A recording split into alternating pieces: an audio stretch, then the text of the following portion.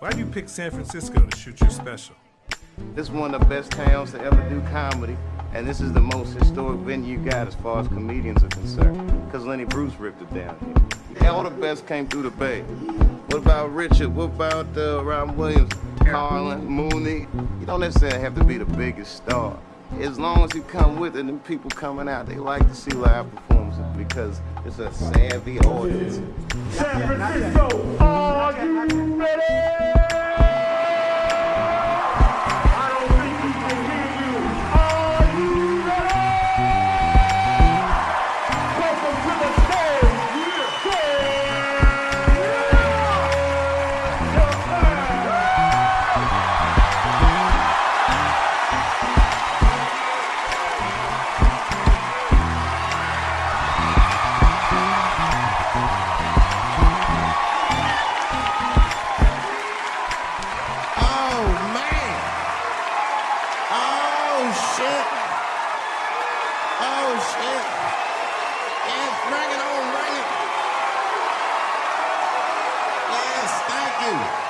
Thank you all. Thank you for coming. God damn. I did it big this year. From cable, nigga, god damn. Thanks for coming out and thanks for making a nigga feel comfortable in the gayest place on earth. You guys got Disney World jealous out this motherfucker. Man, I didn't really think it was that gay at first. I was like, what is everybody? Because when I was coming out here, everyone was like, man, that place is really gay. So what the fuck is everybody talking about? It's not so gay. And then I wandered into that Castro. God damn, I said, this is America's anus right here. This shit is deep. Went to that Tenderloin. There's nothing tender about that motherfucker at all. That shit was rough. The opposite of tender. I have never seen crack smoked so casually before. These niggas was sitting in front of Starbucks smoking crack and drinking coffee. I said, this is off the hook. Talking about politics.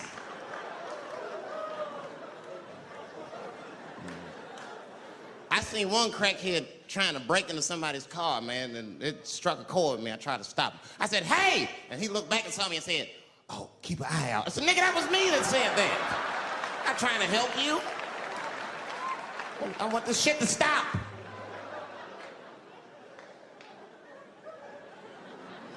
Crackheads are like that. I had a crackhead break my car window one time. Broke it! You know what he stole? Fucking candy bar I had lying on the seat. That's all he took. It's a goddamn candy bar. I was so mad. I drove around the neighborhood for 5 hours looking for a crackhead with chocolate on his face. I did that. I finally found when I grabbed that motherfucker and said, hey man, what's all this chocolate on your face, motherfucker? He looked confused. Chocolate? This is doo-doo, baby. I said, ah! Oh, man. This place is insane. But you know what I like about San Fran, and the reason I picked this city to do my special is because of all the major cities in America, somehow people get along here better than anywhere else I've seen in the country. That's right. That's right. And I always admired San Fran for that. And today I realized how you did it. Put all the niggas on the other side of that bridge. There's nothing, this shit ain't happy on that side. You leave San Francisco like, bye, thanks for coming to San Francisco. Come back in April, we're having a sale on Birkenstocks. As soon as you get to the other side, welcome to Oakland, bitch. Quick, quick.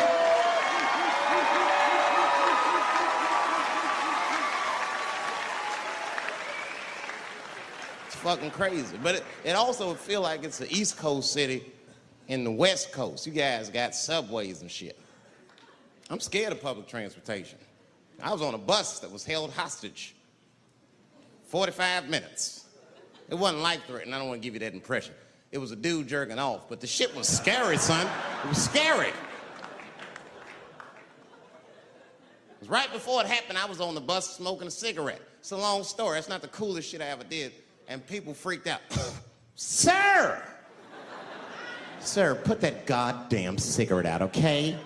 This is everybody's air, sir. I flicked it. I didn't want any trouble. And just at that moment, coincidentally, this homeless dude, out of nowhere, pulls his dick out. Started beating off. And I was furious.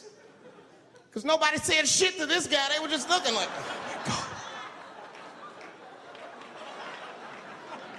I was the only one on the bus that had the balls to say anything to him. And it's not even like I was brave, really. It was that, you know, I was sitting next to the motherfucker. I had to say something. Come on, dog, you hit my elbows. Stop. Son, just stop. That's all I said. I didn't want to say too much. Guys beating off on the bus means there's something wrong with this motherfucker. He's not wrapped so tight. I didn't want to push him over the edge. As soon as I said something, all these dummies on the bus, now they're brave. He's right. Put your goddamn cock away. I don't want to see this anymore. I don't want to see it either. Yeah! Now the guy flips out. All right, everybody, back up. Back the fuck up. I tried to be nice about this. Now everybody freaks out. Oh my God, it's a biological attack. Oh. I'm caught in the middle. I can't lose my cool. I said, hey, everybody, just calm the fuck down or you're gonna get me shot. Let's all just be cool. Let's do what this man says so he'll leave us alone. Now everybody gets quiet.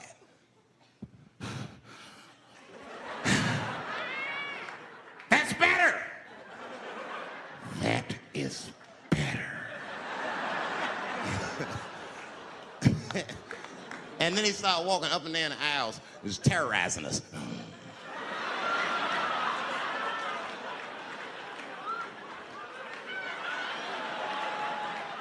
And then he starts making demands. You in the pink shirt, squeeze your tits together. Oh God, no, no.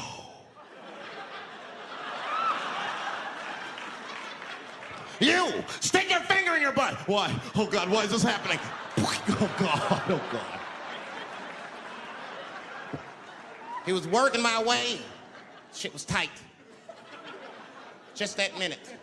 I got saved, dudes. I was so lucky. This guy at the other end of the bus, he snapped.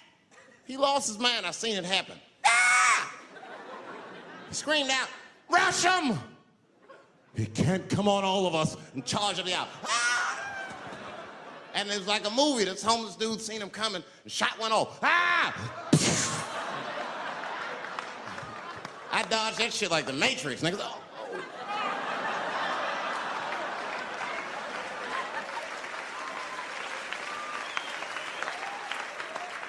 The guy behind me wasn't so lucky, y'all. No!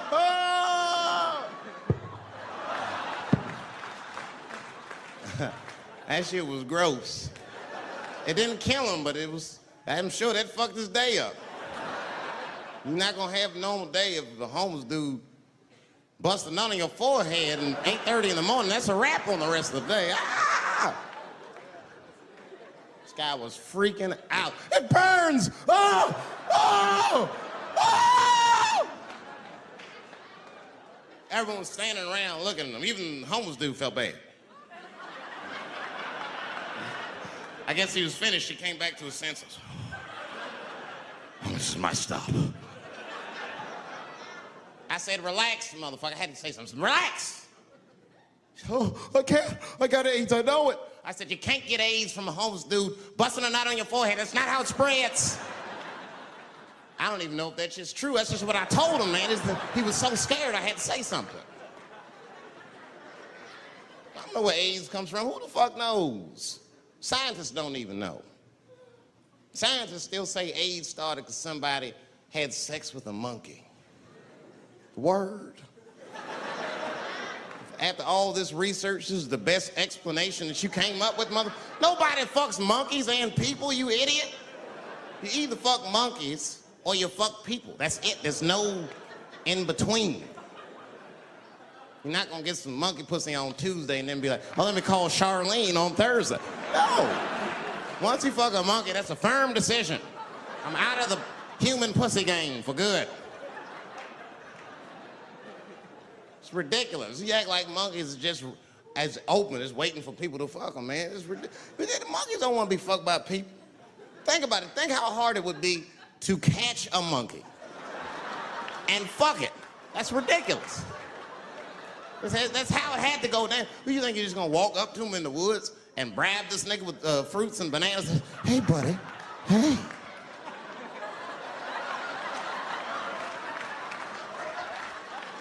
Yeah. There you go, buddy. Yeah. Yeah. There you go, your big, bright red ass.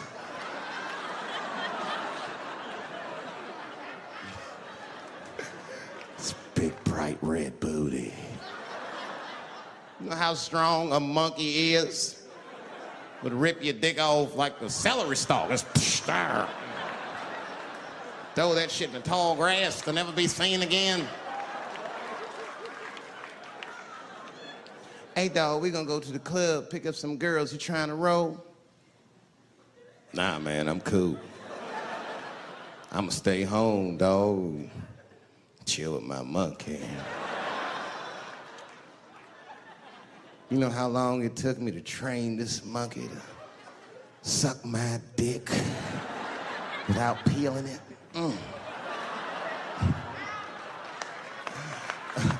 Last night, Chim Chim jerked me off with his feet. Nigga, only a monkey can show you that kind of love and tenderness. So y'all can keep fucking these people if you want, niggas. More monkey pussy for me. Hooking up with an orangutan next week. That's all I fuck is chimps and orangutans. You know who I feel real bad for is Indians. Everybody feels bad for Indians. They get dogged openly because everybody thinks they're dead. These motherfuckers are not all dead, all right? With my own eyes, I've seen a gathering of 1,500 Native Americans. They were all gathered in one place. The place is called Walmart in New Mexico. There's Indians everywhere. I'd never seen Indians before. I wasn't even sure if they were Indians. It's fucked up, but I asked one of them. It's not nice, but I seen him in the sports section looking at bows and arrows. I had to say something. Excuse me. I don't mean to be rude. Are you an Indian? And he was cool. Yes. Yes, I'm Indian. Still didn't believe him. I had to test him to be sure. This is fucked up. But I had a gum wrapper in my pocket, so I balled that shit up and I threw it on the floor. And a single tear came out his eye. I said, oh, shit. I had so many questions. So what tribe are you from? I am a Navajo. I said, word. I studied you in social studies. You're a hunter-gatherer, correct? He said, I guess so. That's what you wish to call it. I said, why? What do you call it? He said, I am an alcoholic.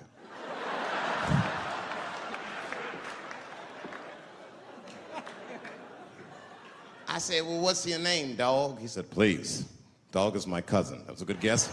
My name is Running Coyote. What is your name, friend?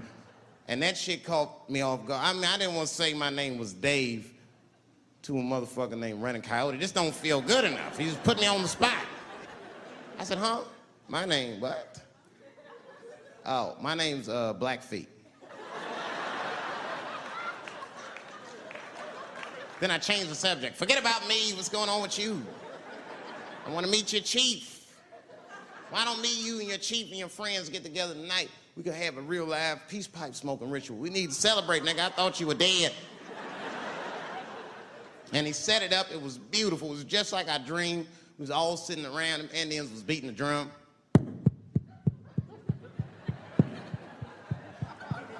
other Indians came out the back with a long blanket that was folded in half and put in front of us. Opened that shit up, and on the blanket was a long wooden pipe with feathers. And bags of weed were all over the blanket. Chief walked over.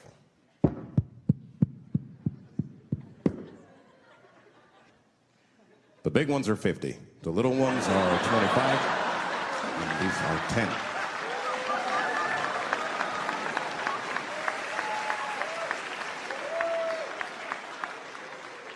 Me and those Indians got high as shit.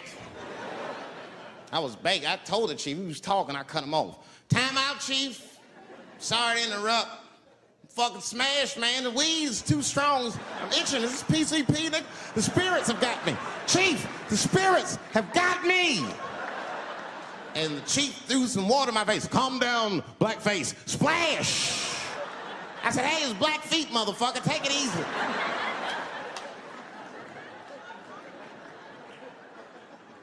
Blackfeet, you're welcome to stay amongst me and my tribe for the night until the spirits leave you. And they gave me my own teepee to sleep in, which sounds nice. I personally felt like it was a little fucked up, you know, because they all had houses, man. It's like, why can't I sleep with y'all in the house and watch TV? Nigga, I can't be on this grass all night.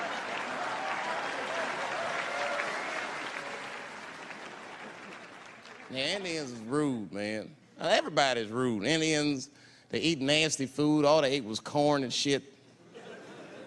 Doritos, I think they call them. That's right. People only see the surface. They see the division in our foods. Just because I eat chicken and watermelon. They think that that's something wrong with me. Let me tell you something. If you don't like chicken or watermelon, something is wrong with you, motherfucker. There's something wrong with you. Where are all these people that don't like chicken and watermelon? I'm sick of hearing about how bad it is. It's great. I'm waiting for chicken to approach me to do a commercial, nigga. I'll do it for free, chicken. It's the least I can do. They make fun of Latin people for eating, what y'all eat? Beans, rice, corn. Listen, that's not a reason to hate a motherfucker, all right? It's funny, but it's not a reason to hate. The only reason these things are even an issue is because nobody knows what white people eat. You've been very good at keeping that shit a secret amongst yourselves. I study white people. You don't know that. I'm writing a paper on you. Not even for school, nigga, just to do it, just to get, I'm just doing this independent research. I'm spending my money, that's why I'm working so hard. I follow you around grocery stores. They freak out. I just try to peek in the cart. They always say, get away from my cart, nigga. What are you looking at? Chicken and giblets are over there. You must be lost. These are vegetables.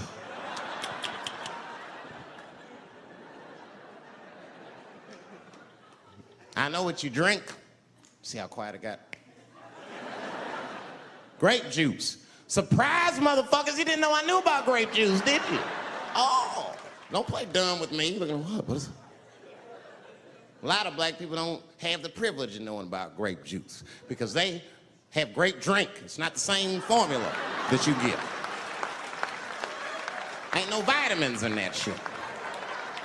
You might have one of your black friends over, Todd. Todd, would you care for a glass of grape juice? What? Nigga, what the fuck is juice? I want some grape drink, baby. It's purple. I don't think I know what a grape drink is. What? I have some apple juice if you want. What the fuck is juice? I want some apple drink. Scream.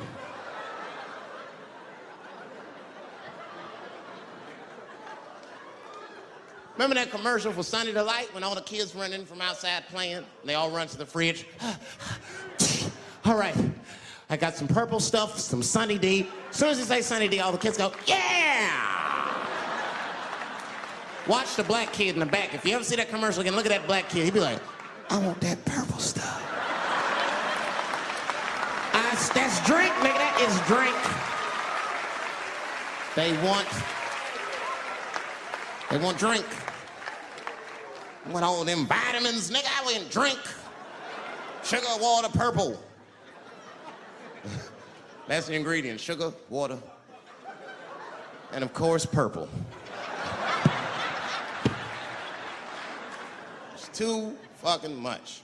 I got a lot of things to talk about tonight. First of all, I've stopped smoking weed. With black people, you didn't let me finish, motherfuckers. God damn. I'm sorry, black people, to break the news so publicly, but I can't smoke with you anymore. Every time I smoke weed with my black friends, all you talk about is your trials and tribulations. I'm sick of that shit. I got my own problems, nigga. That's a waste of weed. I'm smoking weed to run away from my problems, not take on yours. From now on, I smoke weed exclusively with white people. Calm down, motherfuckers. You win by default. You got good weed conversation. All white people talk about when they get high is other times that they got high. I can listen to that shit all night. Dude, remember at Frank's last week? It's fucking smashed, man. And catalogs everything they drink. 2 shots of Jaeger, tequila, 4 bong hits, man, beer, cheeseburger. That shit is great. Only bad part is you cannot pass out around white people. Every time white dudes pass out around each other, they always do some borderline gay shit when the guy's asleep. Frank fell asleep, so we like stuck a carrot in his ass and put shaving cream on his balls. Like, why, motherfucker? Why would you do that to a friend of yours? He trusted you enough to sleep around you. You gonna put a carrot in his ass? Is that nice? I tell you right now, if I put a carrot in a black dude's ass, a nigga will kill you when he wakes up for some shit like that. That is an automatic death sentence on the street. It's a rap for you. I'm gonna kill that motherfucker. I thought y'all was friends, baby. What happened? I fell asleep at his house, right? We was drinking, and I fell asleep at his house, and while I was sleeping, right? I'm just gonna kill that motherfucker, all right? That's all you need to know. And fuck carrots. But everybody's getting along. I see that shit. I see it all around. Blacks and whites don't fight so much. You know who don't have no beef with anybody is Asian people. I see how y'all be doing. Y'all just lay in the cut. Only people Asian people beef with is other Asian people. Like if you call a Korean guy Chinese, I've done this. They will flip out, hey! What make you think I'm Chinese? I am Korean. I look Chinese. Yes, motherfucker, you do look Chinese. That's why I said it. It's an accident. Nigga, to the untrained eye, you all look Chinese to me. It's a mistake. I'm not trying to offend you. Some people say all black people look alike. We don't get bent out of shape. We normally just call those people police, okay? Just learn to live with it. That's all I can tell you. Everybody's afraid of police now. I'm scared to death of these police. I am, nigga. I got a police scanner. First money I got, this is the first shit I went out, bought me a police scanner. I just listen to these motherfuckers before I go out, just to make sure everything's cool. You hear shit on it. Calling all cars, be on the lookout for a black male between 4'7" and 6'8". Staying in the crib tonight, fuck that. Gotta work on that alibi for a minute. Every black person needs an alibi. I do them impromptu joints. If I'm by myself and need out, I'll just open up the windows in the apartment, turn all the lights on, start beating off right in the window. Look at me. Hey, everybody, look, it's me, Dave Chappelle. I'm crazy, I'm jerking off. Note the time, motherfuckers. It's 2:35. Look at me, I'm jerking off in the window, 2:35. Comedian Dave Chappelle is June 10th. Note the time.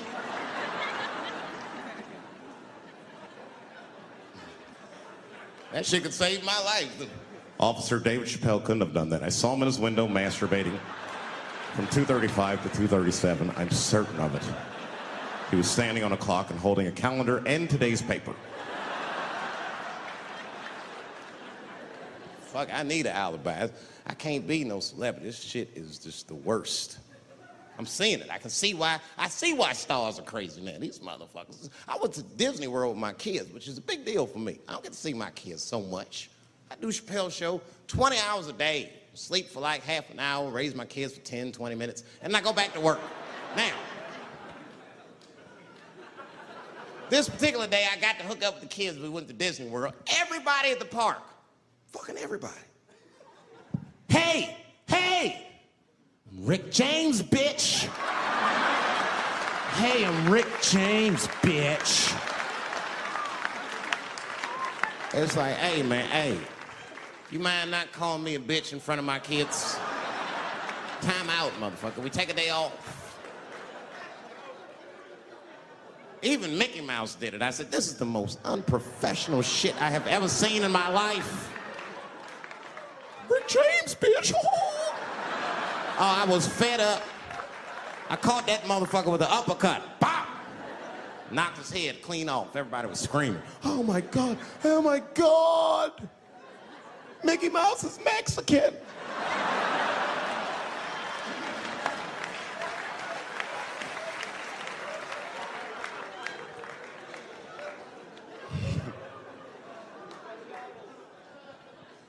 I had a terrible time in Disney World. Disney World is like a whole nother country anyway. They got their own currency. That shit is ridiculous. As soon as I check in the hotels, welcome to Disney World, Mr. Chappelle. Can we interest you in some Disney dollars? Nah, man, I'm cool. You can't buy weed and pussy with Disney dollars, nigga. I'm on vacation. I like them greenbacks. I like them greenbacks. You know what I'm saying? It's the kind of money people spend. People is very particular about that.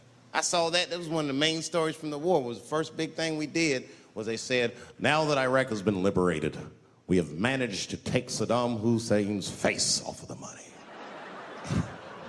And I'm not gonna lie, when that press conference came off, I was like choked up. I was actually proud to be an American because that is a very subtle psychological nuance of oppression to have a dictator on your money. And it's thoughtful to be able to take that motherfucker off for the goodwill of another person, right? But then I thought, well, if you could do that for Iraq, what about our money, man? Our money looked like baseball cards with slave owners on it. George Washington is the worst of the worst. Yes, I said it. You mythologize this motherfucker like he was the greatest dude, man. If I went back in time with a white person and we saw George Washington walking in front of our time machine, my white friend would probably be like, oh my God, Dave, look, there's George Washington. It's the father of this great nation. I'm gonna go shake his hand. I'd be on the other side like, run, nigga, George Washington. And we'd both be right. You like him because he wrote the Declaration of Independence and all that shit. We hold these truths to be self-evident. All men are created equal. Go get me a sandwich, nigger, or I'll kill you. Liberty, justice for all. Am I wrong? Am I wrong? Wait a minute, did he not own slaves? Didn't he own slaves? That's all I'm saying. I almost protested the war in the beginning. Almost. Until I saw what happened to them Dixie chicks. I said, fuck that. If they'll do that to 3 white women, they will tear my black ass to pieces. I don't want to hear that shit. Yeah, man, they would. But I'm like, for real, why you care so much what the Dixie chicks say? It's not like they political scientists or nothing. They just bitches that can sing good. You know what I mean? Stop worshiping celebrities so much. Just don't listen, don't pay attention. I remember right around September 11th, Ja Rule was on MTV. That's what they said. They said, we got Ja Rule on the phone. Let's see what Ja's thoughts are on this tragedy. Who gives a fuck what Ja Rule thinks at a time like this, nigga? This is ridiculous. I don't want to dance, I'm scared to death.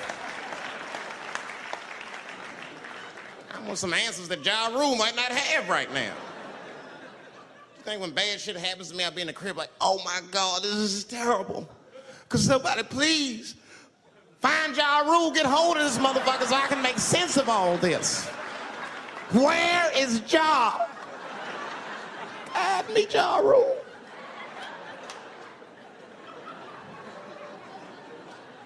I don't even know why people listen to me. I'll say anything, nigga. I've done commercials for Coke and Pepsi. I don't give a fuck what comes out of my mouth. I just say what it takes. Whatever it takes, that's what I'm saying.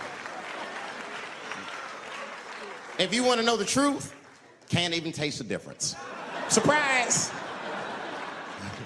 All I know was Pepsi paid me most recently, so tastes better. It's pretty much how the game goes.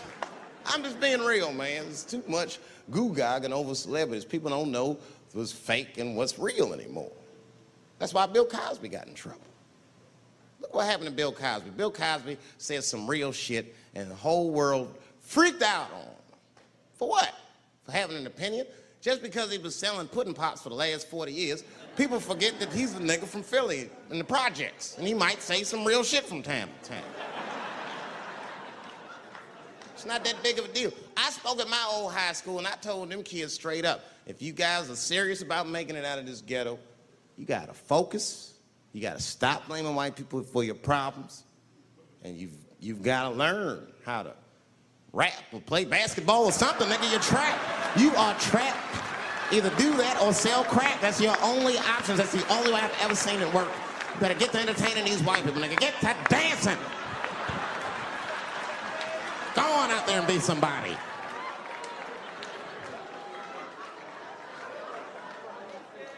I just hope they listened.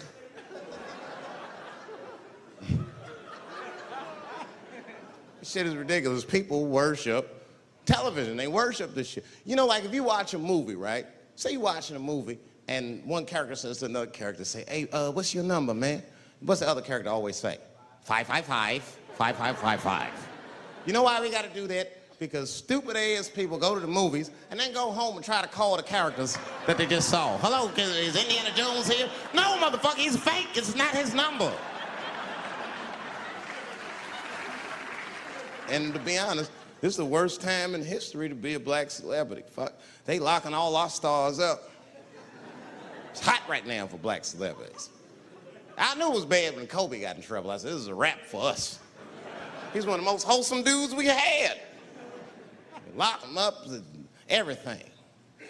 And Kobe kept it together. Thank God he held his game together, because if he was cracking under pressure and getting like 6 points a game, the whole LA would have been like, that nigger is guilty.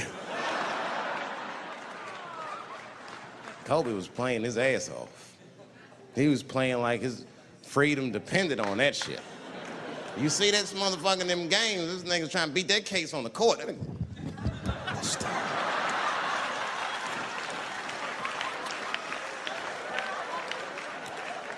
Like the judge threw him the ball, like, play for your freedom.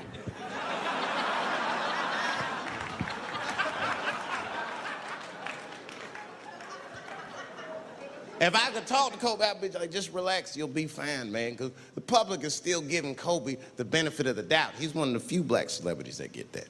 Not because he's a celebrity, more because, you know, the girl showed up with 8 different semens to the investigation. You can't do that.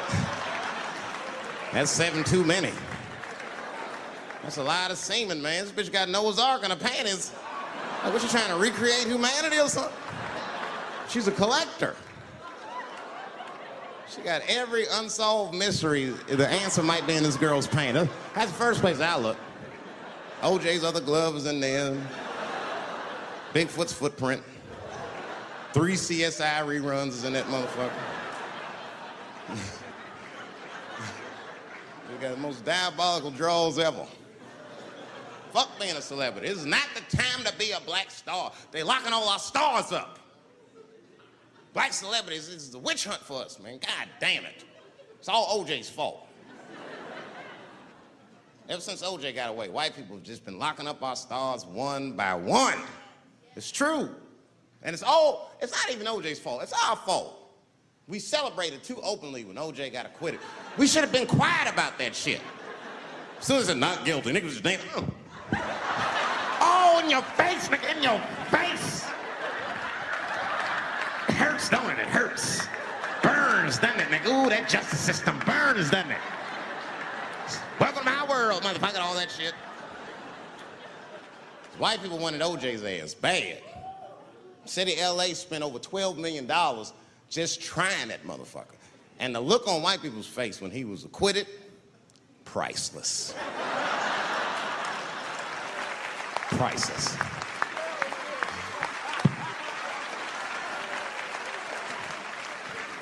And that's why I don't trip off of being a celebrity. I don't like it. I don't trust it. Just 1 minute they all love you, and the next thing you know, you're in front of that courthouse dancing on top of a car just trying to figure out what the fuck happened to you.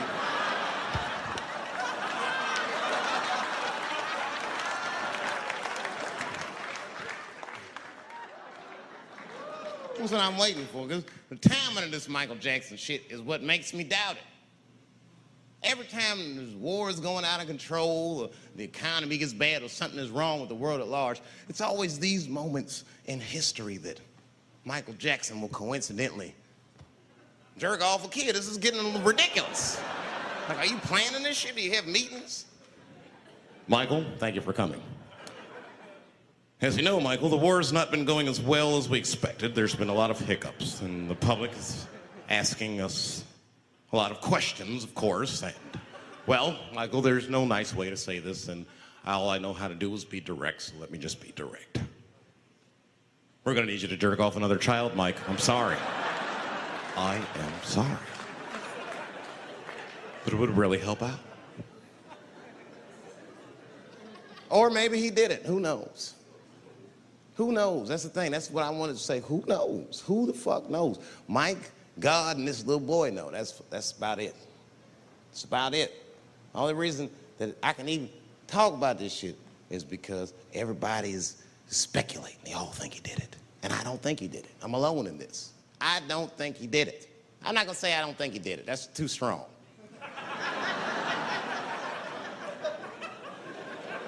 Let me just say I am reserving judgment until all the facts come out.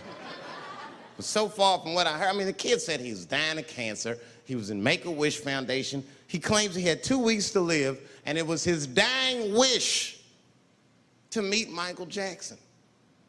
Come on, man, give me a fucking break. This kid is 10 years old. He don't remember Thriller. The fuck you want to meet Michael Jackson for, honestly?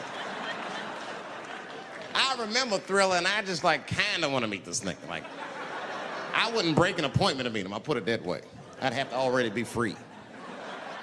That's ridiculous. It's like if I'm dying in 2 weeks and go, oh, mama, get me in a room with Chubby Chuckle. I wouldn't want to meet that motherfucker. My last 2 weeks. Why not Usher or somebody like this? So then the kid claims he goes to Michael's house. This is where it all gets crazy. I don't, like, you know, he does everything you'd expect at Michael's house. They climbed trees and rode roller coasters and Ferris wheels. The chef made cookies, pies, and cakes. They was petting the monkey and the giraffe, sang songs, kid shit. And in the middle of all this childlike activity, for some reason, Mike pulled out some wine and some pills and sucked his kid's dick. Folks, it hurts me to say it. And the kid had the nerve to call that abuse. Motherfucker, that is a good host. God damn, what else do you want? What else do you want? I'm lucky to get a glass of grape drink at my friend's house. Let alone a roller coaster ride and my dick sucked. Mike must be confused, like I brought you in my house, I fed you, I sucked your dick, and this is how you repay me, motherfuckers? This was your wish, not mine. Thought you were dying in 2 weeks. What happened to that motherfucker? I've been in court for a year and a half. You get stronger every time I see you.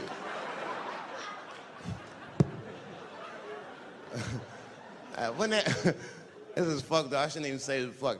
Wouldn't it be some ironic shit if they found out through this case that the cure for cancer was Michael Jackson sucking your dick somehow? Like if Mike had powers like Green Mile and all the kids like, please, Mike, suck our dicks. Never again. He didn't appreciate it. Can we at least study your saliva?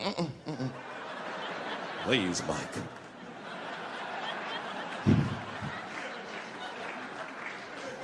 It just doesn't stop, though. It just doesn't stop. And the only reason I can talk about Mike is because he's a freak. He is a freak. That's why people let you talk about it. Because if I brought up Catholic priest fucking kids, it'd get quiet as shit. But when Michael Jackson does it, it's okay because he's a freak. His face is all cut up. But just remember, when you look at that thing that he calls his face, that he did that for you somehow. Somehow he thought you might, maybe it'll help. Maybe people will like me more if I turn myself into a white, ghoulish-like creature. I don't know what the fuck it is, but he did it for you. And I appreciate the gesture, Michael Jackson. If you're watching this, I appreciate that gesture, and I want you to know, fuck everybody, Dave Chappelle understands. Because you want to know something? I'm getting some work done. Surprise, yes. Nothing major. You would never know if I didn't tell you, but it's some shit I'm insecure about that I want to work on. If you must know, I'm getting Botox done on my balls to get these wrinkles out. Finally, have these shit smooth as eggs. No, I can't wait. I cannot wait. And I'm not stopping there. That's just phase one, baby. I'll be like Bob Vila, these old balls, I'm fixing them up. I'm plucking all the hair out. I gotta make room. I know this. I gotta make room. I'm gonna tattoo a gangster ass face on them. Mean expressions like this. And then I'll grow the hair back on the bottom so they got beards like me. And then I'm hitting that beach and looking for ball suckers. I'm gonna wear some high shorts just like this. And walk up to women with a confidence I've never had before. Pardon me, miss. I don't mean to be rude. But do you suck balls? Excuse me? Miss, relax. You didn't even let me finish. Do you suck these balls? Oh my God, those balls are as smooth as eggs. Yes, I'll suck them. I've played this scenario out in my mind 1,000,000 times, lady. That's how it always ends. Yes, I'll suck those balls. All our stars, man. R. Kelly pissed on his victim. I know, it was rough. But I mean, again, I can't even judge R. Kelly. First of all, we don't know if these allegations are true, and not even if they are true. If you want to know how I feel about it honestly, if a man cannot pee on his fans, I don't want to be in show business anymore because, well, that's why I got in the game, baby. I got dreams too.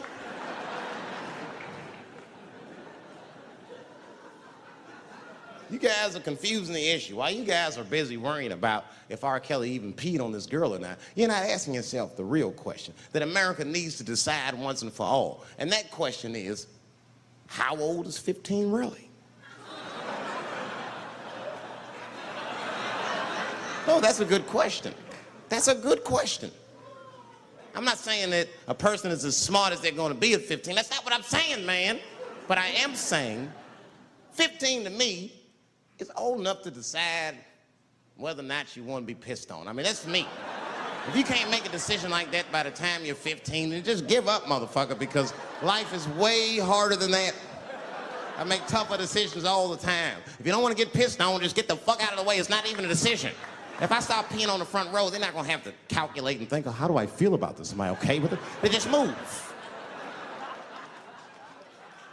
You can do that at 15. I could have.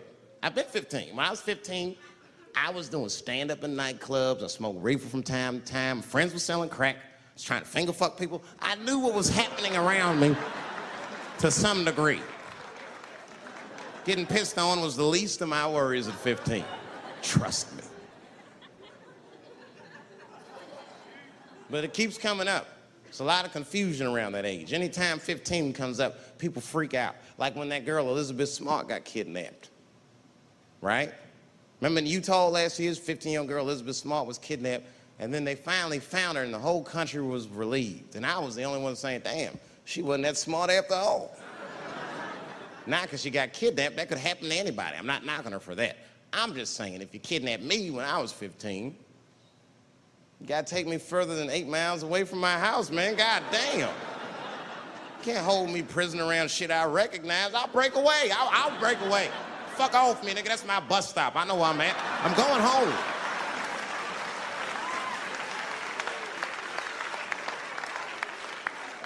She was missing for 6 months, 8 miles away from my house. That's 2 exits, man. That's nothing.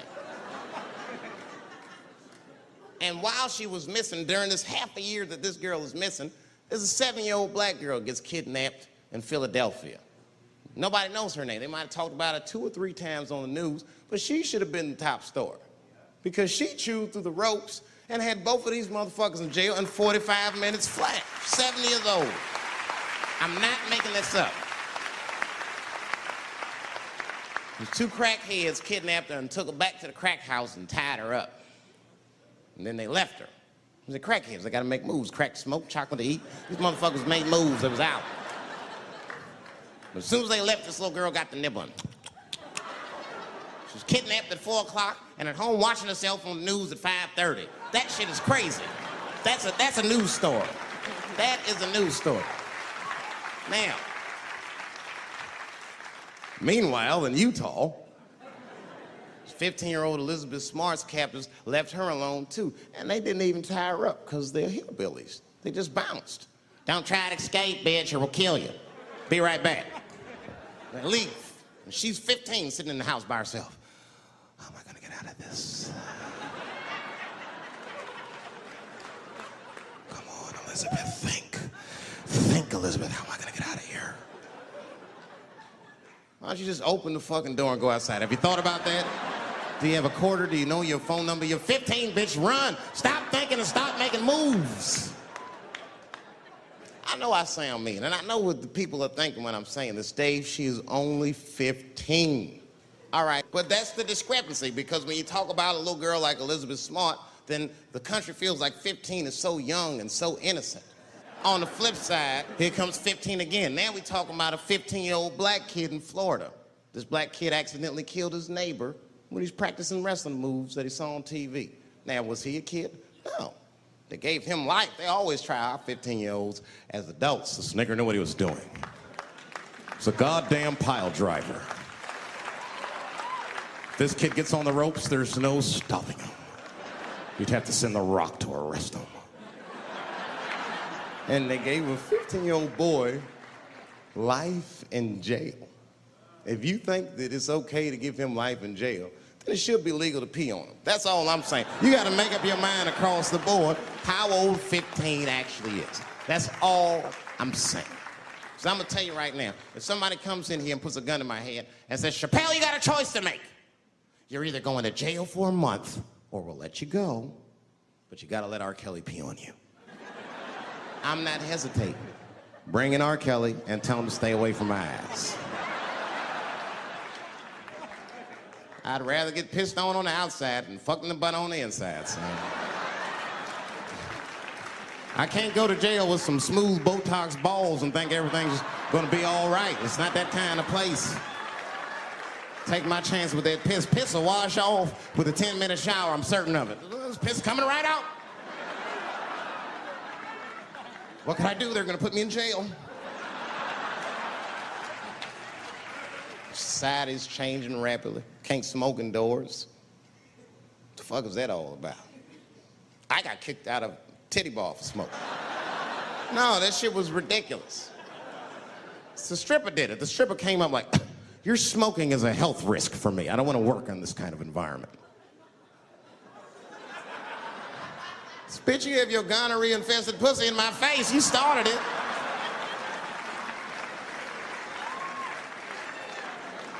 And they threw me out.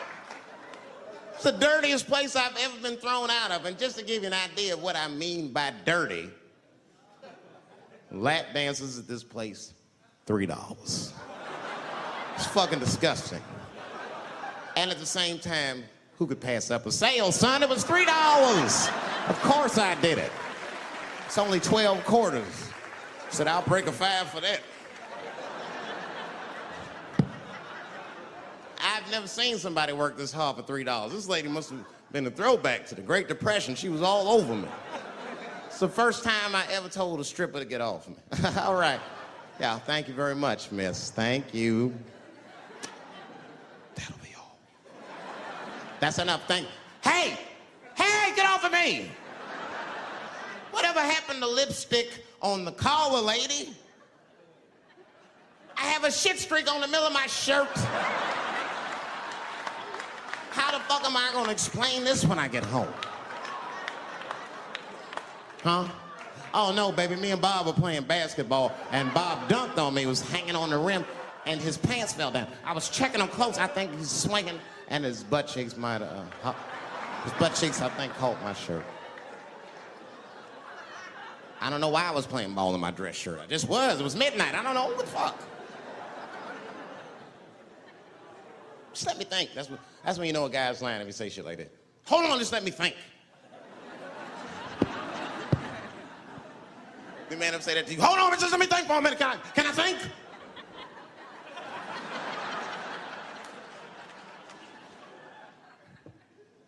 But y'all women, man, you guys just made too much progress too fast. Not too much, but you're confused by it. You made so much progress, you're even confused. Men and women, we both like, what the fuck just happened?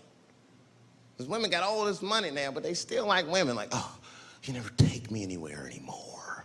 And the dude be thinking, bitch, you got more money than me. You never take me anywhere anymore. And at the same time, you don't treat a man like a man. You don't cook, you don't clean, and you don't do anything a motherfucker says. You tell a motherfucker what to do. I see women doing this to men all the time. Come on!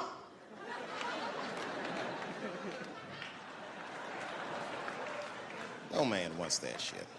So want anybody that tell me what to do that much. You gotta work with me. Like if it makes a man feel like a man to watch the game, then just let him sit there and watch the game for a minute. And if he happens to look over at you while he's watching the game, don't look at him all mean and make him feel guilty about watching it. Just pick up your own titty and suck it. Just try it out.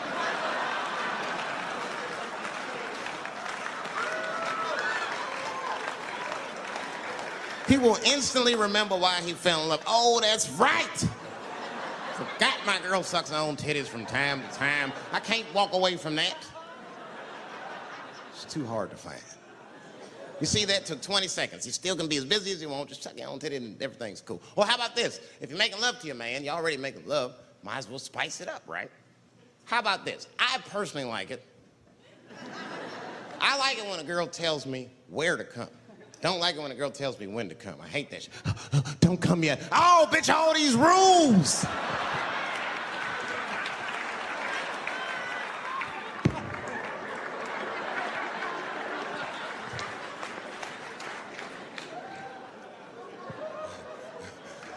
Instead of doing that, why don't you just tell us where? It's make us feel better, especially if you're aggressive about it. I like when girls get wow. Come in my face! Stick your chin out like a boxer. Bring it on, motherfucker. You're a bum. But it doesn't have to be that wild or explicit. Look, all the man wants to know is that you're interested and that you're participating. You can say anything, he'll be happy. Oh, come on top of the television. All right, fuck it.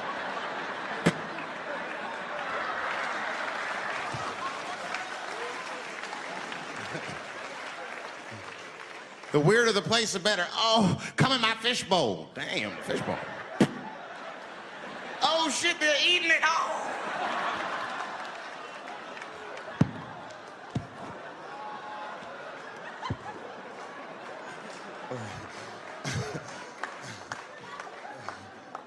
Fish love it when I come over. Oh, it's that guy. We're having chicken tonight.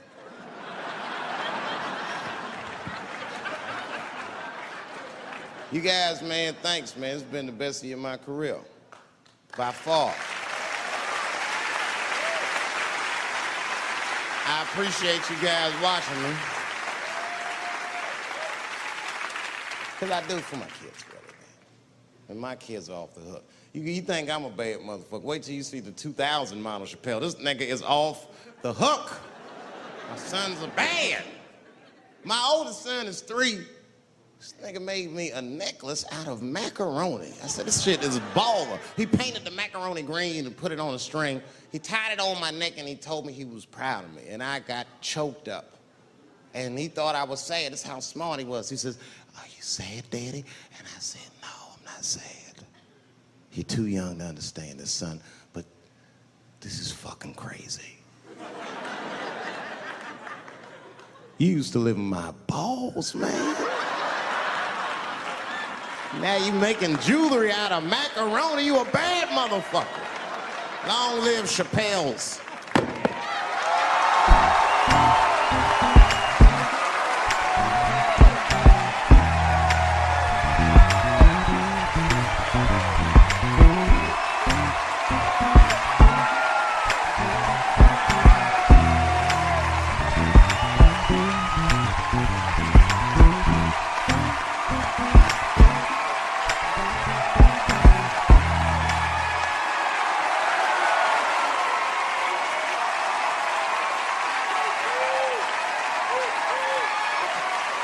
Oh, shit.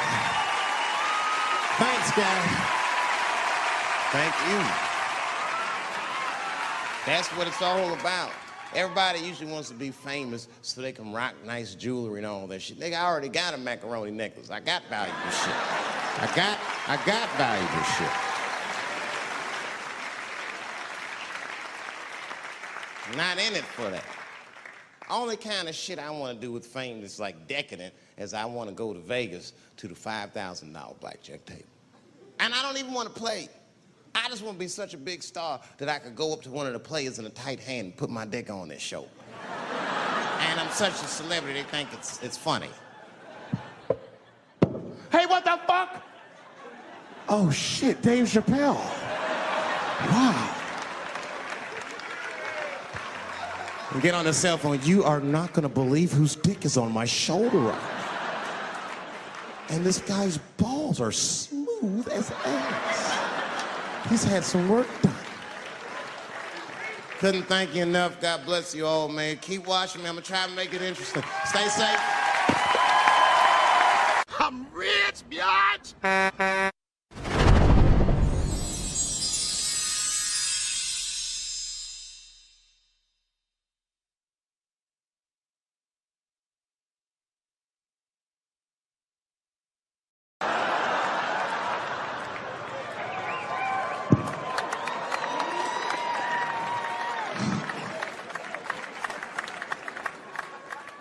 Third time I met O.J. Simpson.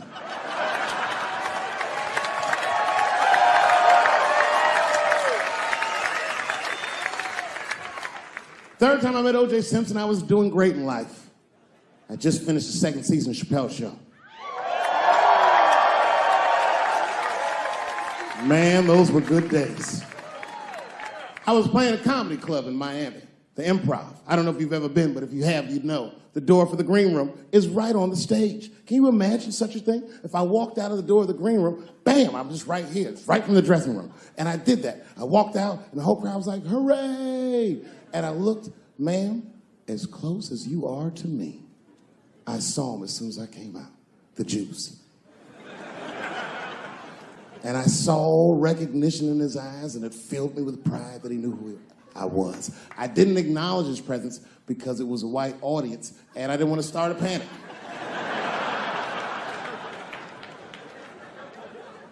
But I did my show. Show went great. I said, good night. I just gave him a signal, let him know I knew he was there. And I walked into the green room, and OJ was already in there. I was like, how the fuck is this possible? I was scared. And then my friends came in, and we all started talking.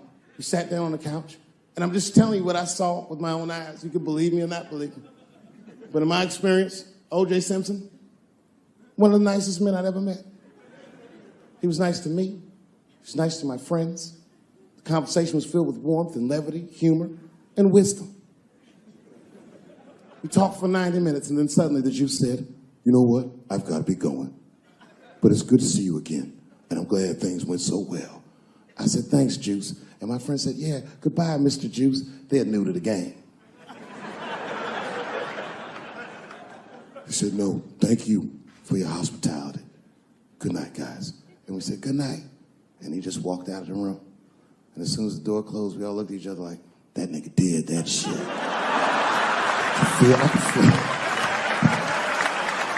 I could feel like Murder in the room. Well, you young heads missed that shit. You all too young. You don't remember that. How old are you, young man? You. 24? You don't know shit. You don't know shit. You gotta Google shit that I lived through. See, this is why I lock motherfuckers' phones up. Seriously. Because the young kids, you guys, look, you need to take a break from that. We all need to break just from that technology, just for a minute.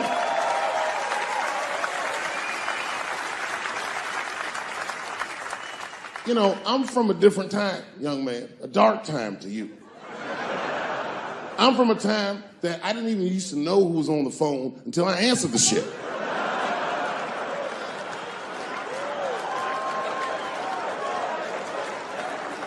Like when tragedy used to strike. I remember I was 12 years old and the teacher wheeled a television set into the classroom. You remember these days? And she turned it on to one of 3 channels. And she said, class, the space shuttle is taking off and we're all gonna watch it take off. Man, that shit was going great for like 3 to 5 minutes. That's right, you remember, it fucking exploded. Everybody on board, dead, immediately presumed dead. It was so bad the teacher looked at all the kids and was like, you can go home. It's a goddamn national tragedy. This was Cold War America. The Russians were laughing at us. My point is, for a guy your age wouldn't even know the pain because in your generation, it's like the space shuttle blows up every fucking day. How can you care about anything when you know every goddamn thing? I'm getting over one cop shooting, and then another one happens, and then another one happens, and another one happens. I'm crying about Paris, and then Brussels happens. I can't keep track of all this shit, so you just give the fuck up. That's the hallmark of your generation, and that's fucked up because your generation lives in the most difficult time in human history. This is the age of spin, the age where nobody knows what the fuck they're even looking at. Did you know that Planned Parenthood was for abortions? It's for people that don't plan things out at all.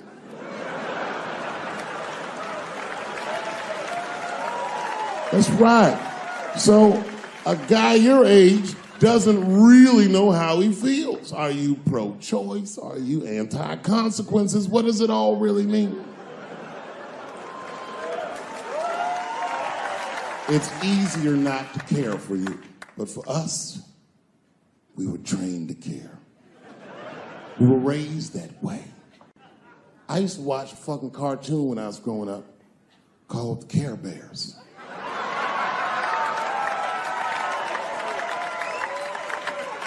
It was about a fucking group of teddy bear people.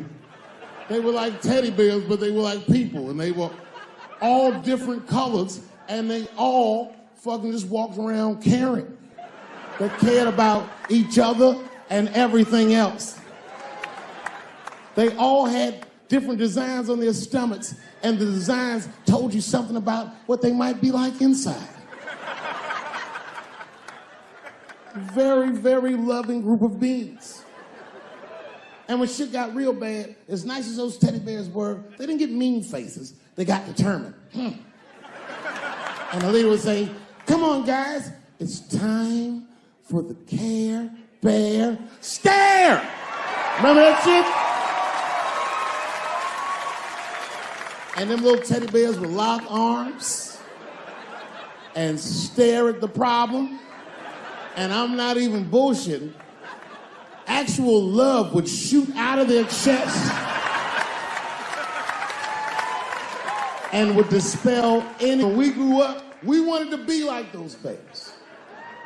And then we got our hearts broken. So we found out that life wasn't gonna let us do that. And that it's impossible to shoot love out of your chest. However, I have shot love onto somebody's chest before.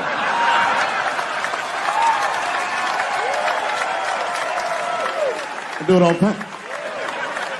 It's the next best thing.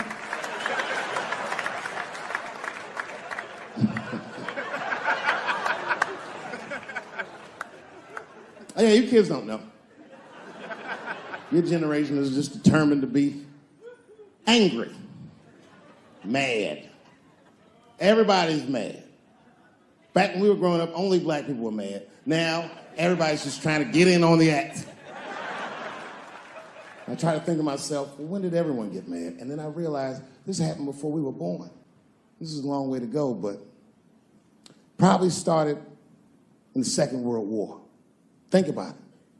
All these black men, millions of black men, leave the United States for the first time, go over to Europe with America's armed forces and fight the Nazis and make more money fighting Nazis than they ever dreamed they would make in the United States. And a lot of those men, while they were in Europe, just to be real, not to be crass, a lot of them probably got their dicks sucked. Gentlemen, this was World War II Europe, and these were desperate times, and penises were being sucked for shoelaces and chocolate and very frivolous things.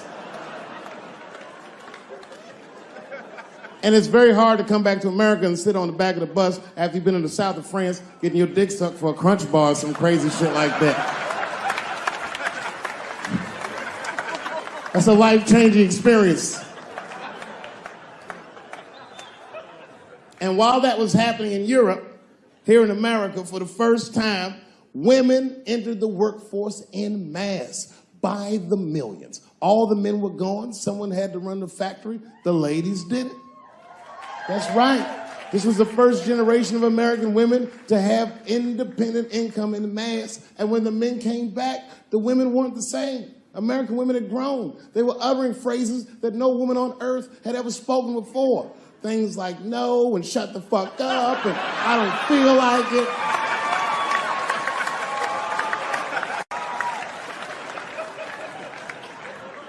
And then behind the scenes of that, there was a little-known government agency that started testing mind-controlled drugs on the American public. They fucked up. They tested it for 12 years. They didn't realize these drugs were not mind-controlling. They were mind-expanding. It was LSD and mescaline and shit like that. And for the first time, there was a new school of thought that was chemically induced that made people question the very society they lived in. By 1960, the President of the United States was only 42 years old. Can you imagine? DMX is older than that. And he was going to usher in a new era of peace. He was going to avoid the Cold War. He was going to end segregation. And they blew his fucking brains out in front of everyone in Dallas. This country was never the same. There were 7 more major assassinations in the 60s. Anyone that stood up and said anything was shot down in the streets like a fucking dog. Kennedy, King, X, Evers, on and on. You didn't even have to be famous. You could be a college student at Kent State or in Mississippi protesting the Vietnam War, and they shot them too. Wild era. And while all this was going on, Bill Cosby raped 54 people. Holy shit, that's a lot of rapes, man. This guy's putting up real numbers. He's like the Steph Curry of rape. Man, that's a lot of rapes. 54. He had raped 30 less people. That's still 24 rapes. Don't forget, each one of these rapes has 8 hours of sleep in it. Ladies and gentlemen, that's over 400 hours of rape. It only takes 65 hours to get a pilot's license.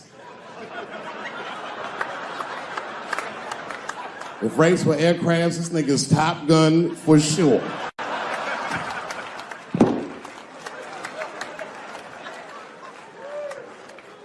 Yeah, that's a tough one. You know, and I was on stage not too long ago. I was in Syracuse, New York. Yeah, well, yeah, for Syracuse, but the show didn't go so good. All because I was talking about Bill Cosby a little bit. Not a little bit, I'll be honest. Talked about him for like maybe 25 minutes. And a woman stood up in the back of the room and she screamed out, "You are a fucking asshole for saying these things." I know. Instantly, I felt, like bad. Not bad about what I was saying. I just felt bad, like, oh, that's too bad she doesn't like the show. I didn't realize it at first, but not only did she say that, she was rushing the stage. By the time I saw her, I just saw this shadowy figure fucking charging up the aisle towards me in full fight mode. I was horrified. I said, oh my God, I'm gonna kick this bitch in the face.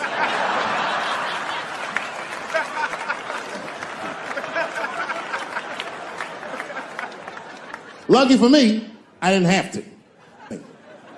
Scuffle ensued. And then, finally, she screamed out to me, women suffer. I said, I know. And ladies, I need you to know that I know. I need you to know, seriously, there's a lot of men in this room that identify themselves as feminists. I would include myself in that.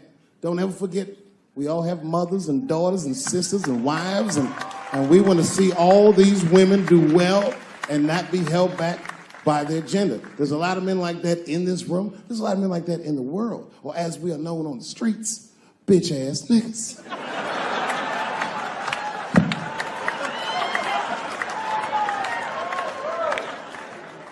But as this woman was wrestling and screaming at me, I started to take offense. And I'm gonna be honest, race was involved. She was a young white woman. Well-intentioned, but it's like not thinking it all the way through. Bitch, how the fuck are you going to yell at a black man about discrimination? She didn't get it. She just kept going. Women suffer. I know. Women suffer. Same team. Women suffer. I know. And this is where she went too far. We suffer just like you. Slow your roll, bitch.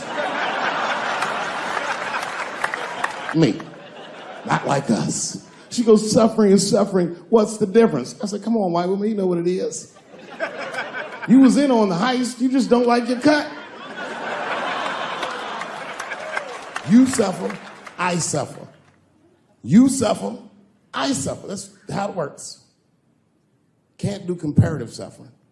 If you're hungry and your friend says, people are starving in Africa, so what, nigga? I still want lunch.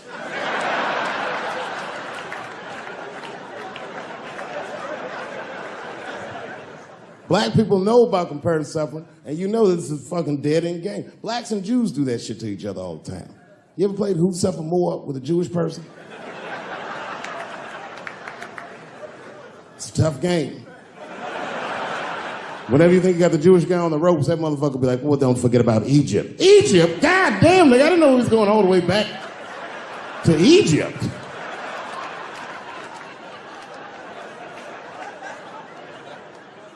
What the fuck is wrong with her? What does she think? Does she think that I don't know that rape is wrong?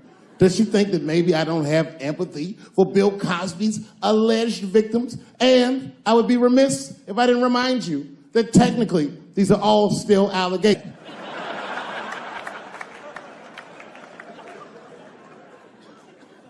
But perhaps, if she looked at it correctly, she would have empathy for me, the man she was attacking.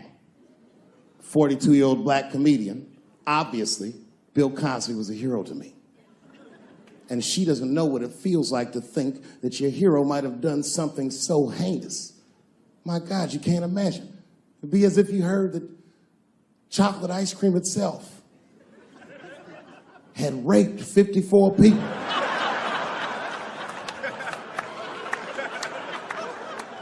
You'd say to yourself, oh man, but I like chocolate ice cream. I don't want it to rape.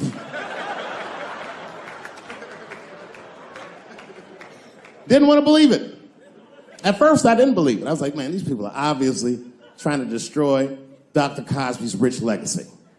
Even 34 allegations into it, I was still like, man, probably only raped 10 or 11 of those people. I know. The other day, my wife called me creepy. I frequent strip clubs. I don't want, it's something I like to do. And my wife said I was creepy because I go to strip clubs by myself. Is that creepy? I think that's better than going with the fellas. That's creepy to me. Hey, y'all, let's all go to the strip club and get our dicks hard together as a group of friends. And drive home in a quiet car and not talk about any of the things we've seen or done. No, nigga, I go by myself. But my wife doesn't understand why I go to the strip club. It has nothing to do with sex, you understand? I need a pinch of sexual energy in a room to relax, but it's more about being out. I like the music. A few naked chicks in there, it just makes me feel good. But I'm not trying to like socialize or meet anybody. You know, sometimes I go to the strip club and I bring a book. I do, and I sit right by the stage because the reading light is better.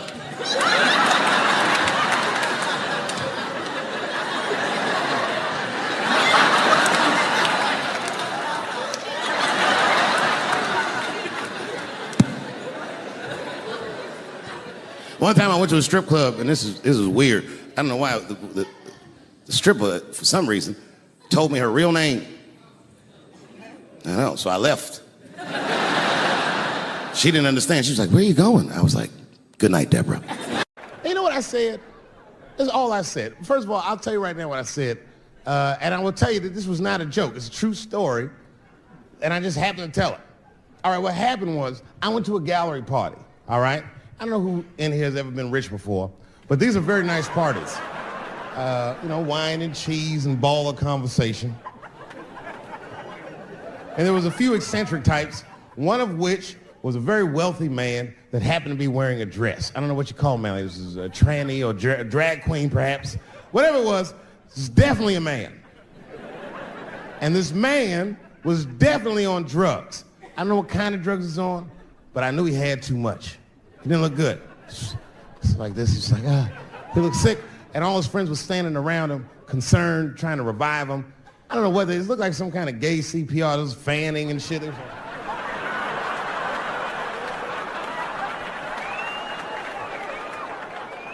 I saw all this from a distance. Now, I should have minded my own business, but I got curious. I was like, oh. And I went over there. All I said, "Excuse me, gentlemen, is he okay?" And then they looked at me like I was evil. She is fine. I said, "Word? Oh. I'm sorry, I didn't know this is what we were doing." Here's my thing. I would support anybody's right to be whoever they feel like they are inside. I'm your ally in that. However, my question is, to what degree do I have to participate in your self-image? Is it fair that I have to change my whole pronoun game up for this motherfucker? That didn't make sense. Seriously. If I put on an Argyle sweater and I'm like, "Hey everybody, I feel like a white guy in this sweater and I want some goddamn respect and a bank loan," that's not gonna work. Give a fuck how I feel. Why should I give a fuck how you feel? Nigger is a pronoun. But there was no time for philosophical debate. This was an emergency situation. I said, "Fine. Sorry, guys. I was just worried because she looks terrible. She just fell off the bench. Appears that her dick is popping out of her dress. You mind if I call an ambulance, champ? I'd rather not be at a party where a tranny ODs. There's too many questions to answer."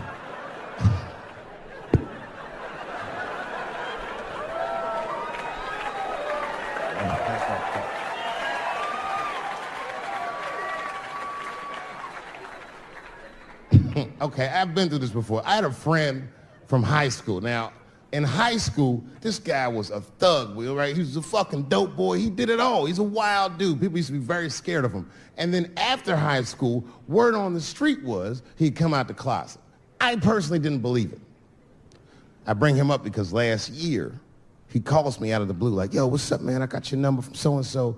I heard you're going to be in New York doing a show. Could I get some tickets?" I was like, "Fuck yeah, get some tickets, man. How you been?" He said, "Well, we'll catch up at the show, man. But, yo, I appreciate it. I'll see you soon." I said, "All right, man, take care." And I was about to hang up, and I couldn't resist. I was just like, "Hey, nigga, I heard you was gay. What's going on with that?"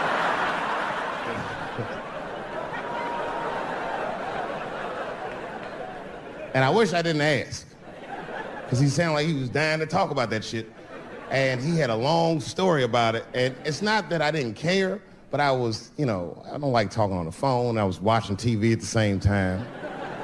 So I just wasn't really paying attention like I should. But I was trying to sound supportive, but I didn't really know what to say. So I was just like mumbling shit throughout this conversation. I was just like, nigga, you gay, man. You just gay. Like,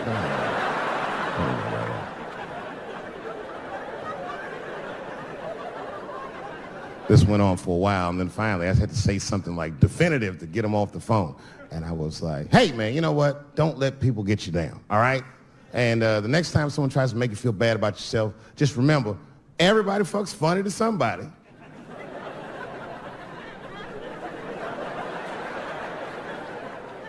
He didn't like that shit. He's like, what the fuck does that mean? I said, huh?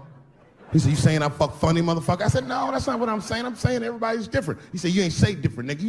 You say it funny. What's so fucking funny about the way I fuck? And I said, hey, man, I fuck feet. He said, what? Oh, this is not a joke, ladies and gentlemen. I get women to squeeze their feet together like this, and I fuck them right in that little space in their feet. But you can't build a community behind that shit. There's no flag for us. That shit made him laugh. And the next day, after the show, I saw him backstage. He was like, yo, what's up, man? I'm like, oh, shit, what's going on? And he had his buddy with him. He goes, Dave, I want you to meet Manuel. Manuel's my fiance. We're in New York getting married because it's legal here. I said, well, congratulations, fellas. And Manuel was like, gracias. And he went to go get some drinks. And then my buddy looked at me. He was like, so, Dave, what do you think? And I started mumbling again. You gay, nigga, you just gay. He said, yeah, I'm a little nervous about getting married, man. It's a big step. I said, yeah, it is. It's a big step. He said, well, you've been married for a while. You got any advice for us? No, I'm married to a woman. Sorry about that. And he corrected me. He said, no, you married the person that you love. So it's essentially the same. I said, man, the problem with that statement is that it makes the assumption that I love her. But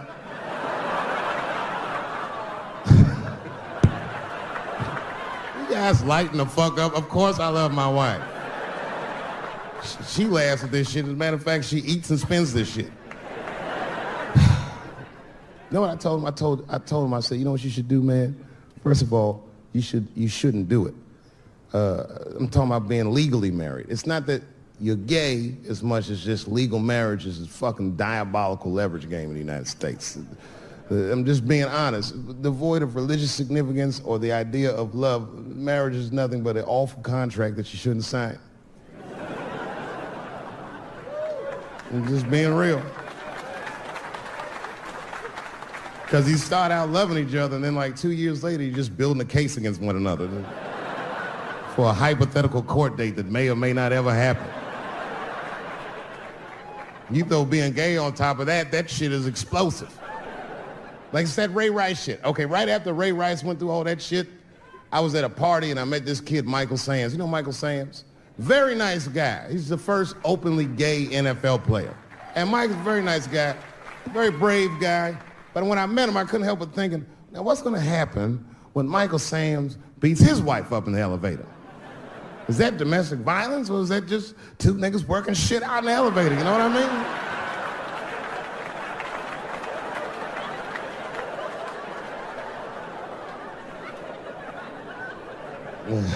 mean? Anyway, I give all married men the same advice, gay or straight. Get a dog. This dog will love you all the time, but she's not going to. It's real talk. I didn't even know about dogs, and my kids got the dog. They brought him home from the shelter, and I didn't even want him. They were like, can we keep him? I said, nope. I said, where'd you even get this dog? They're like, we got him from the shelter. I was like, ugh. Probably something wrong with him. Can't keep him. And then my kids started crying and screaming like the dog had gambling debts. Please, Dad, if you don't let us keep him, they're gonna kill him. I was like, oh. All right, you can keep him. And this dog was a menace. I hated his guts.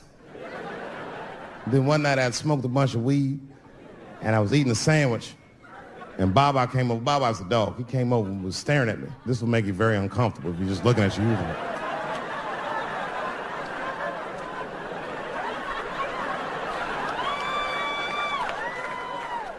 I had to give him a piece of my sandwich so he'd go away. And that's how we became friends. Now, if you see me walking down the street with Baba, I ain't got no leash or nothing. He walks right next to me. If I stop, he'll stop. And if I go, he'll go. And all my friends are like, yo, Dave, that shit is dope. How you train Baba to do that shit? I've never trained Baba. Just a messy eater. If I drop food and Baba's not around, all I gotta do is call him. Baba! He's a black dude's dog, so he doesn't come right away. He peeks first to see what's going on.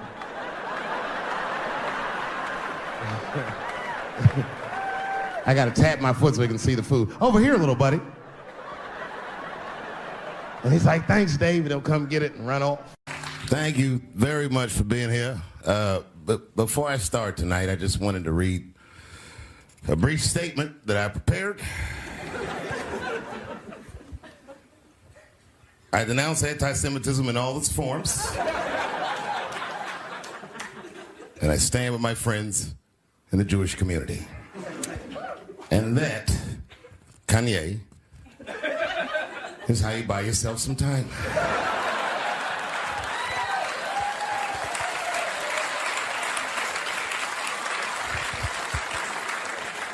I gotta tell you guys, I've probably been doing this 35 years now. And early in my career, I learned that there are two words in the English language that you should never say together in sequence. And those words are the and Jews. I've never heard someone do good after they said that.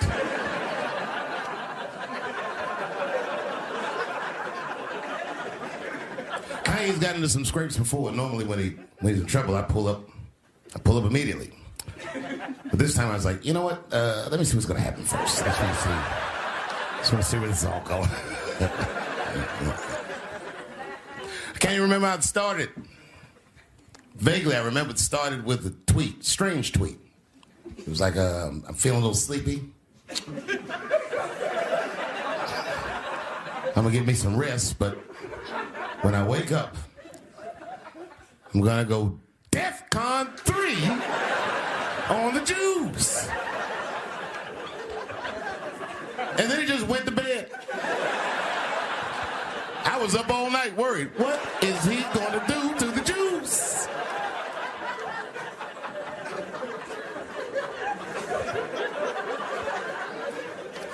I grew up around Jewish people. I have a lot of Jewish friends. So I'm not freaked out by your culture. I know a little bit about it just from hanging around. I'd be like, yo, let's go out at school tomorrow. They'd be like, we can't go out. It's Shana Na tomorrow. I'd be like, where? What is Shana Na? I had so many questions. Why do some of your people dress like Run DMC?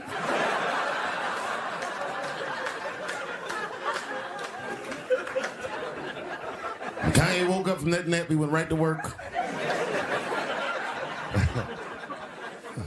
A year ago, I'd seen him on a podcast called Drink Champs, a great show, and it was an amazing appearance. Noriega and them were there, the rappers that I love, and they all had their gold chains and stuff on. And Kanye said, only millionaires wear chains. They said, what? He said, I'm a billionaire. Billionaires don't wear their money on their body. I tucked my chain and I said, oh, snap. That's right. It was a good appearance. It was fun and funny. But when he woke up, he went on Drink Champs again. This time, he was on one. He was mad about something. He said, I can say anti-Semitic things, and Adidas can't trap me. Now what? Adidas dropped that nigga immediately.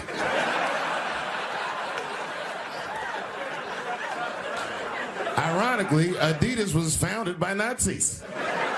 And they were offended. I guess the student surpassed the teacher.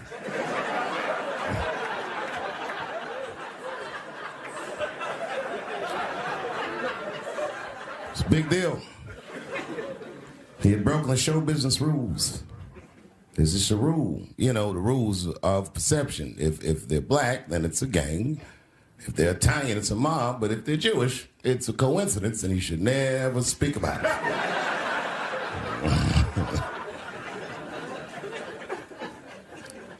Kanye got in so much trouble, Kyrie got in trouble.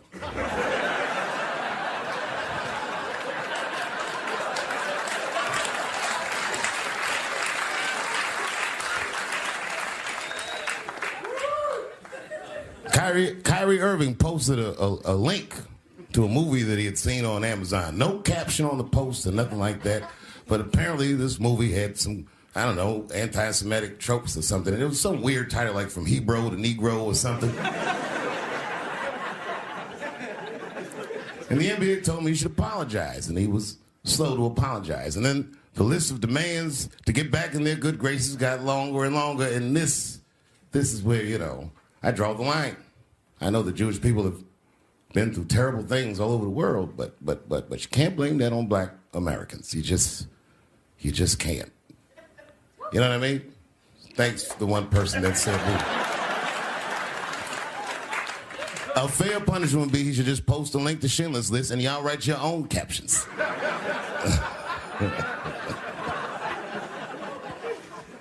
Kyrie Irving's black ass was nowhere near the Holocaust. In fact, he's not even certain it existed.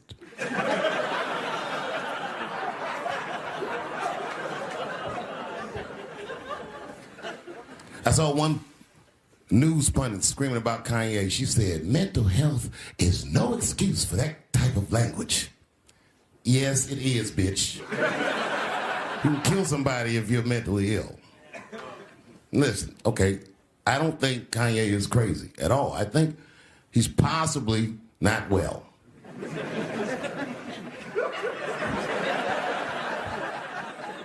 Well, I've been to Hollywood. I don't want y'all to get mad at me. I'm just telling you. I've been to Hollywood. This was just what I saw.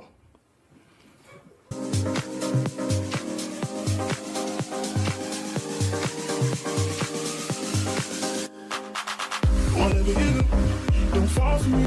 Don't put your trust in me. Don't even lie for me. I want you, honey. I don't get it. It's a lot of Jews.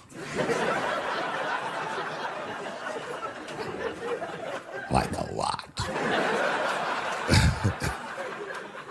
But that doesn't mean anything. You know what I mean? There's a lot of black people in Ferguson, Missouri. Doesn't mean we run the place.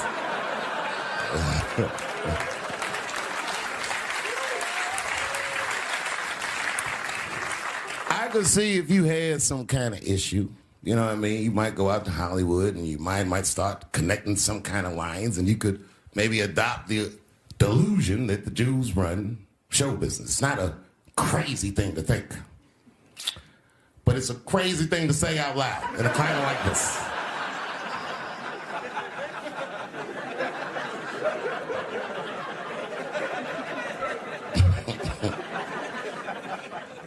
Now the midterms are over, and it's crazy climate. And I got to tell you, I feel like this midterm, like all of humanity depends on it. And it's an ominous sign. The most ominous sign of the midterms, I believe, would be Herschel Walker, who I don't want to speak badly of because he's black. But I have to admit, he's observably stupid.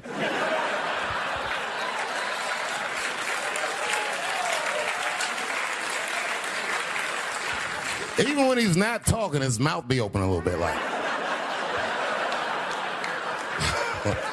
He's the kind of guy that looks like he thinks before he makes a move on tic-tac-toe.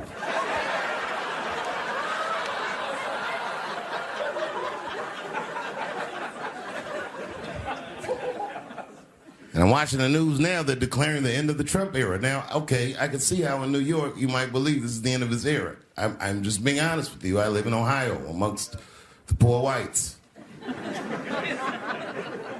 A lot of you don't understand why Trump was so popular, but I get it, because I hear it every day. He's very loved. And the reason he's loved is because people in Ohio have never seen somebody like him. He's what I call an honest liar. Well, I'm not joking right now. He's an honest liar. That first debate, I'd never seen anything like it. I've never seen a white male billionaire screaming at the top of his lungs, "This whole system is rigged," he said. And across the stage was a white woman, Hillary Clinton and Barack Obama, sitting over there looking at him like, "No, it's not." I said, "Now, wait a minute, bro. It's what he said."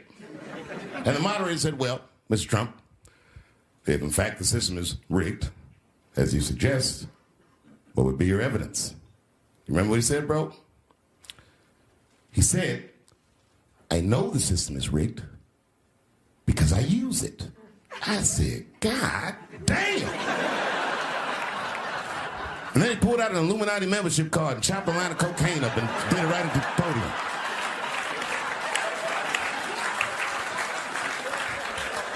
No one had ever heard someone say something that true. And then Hillary Clinton tried to punch him in the taxes. She said, "This man doesn't pay his taxes." He shot right back. "That makes me smart."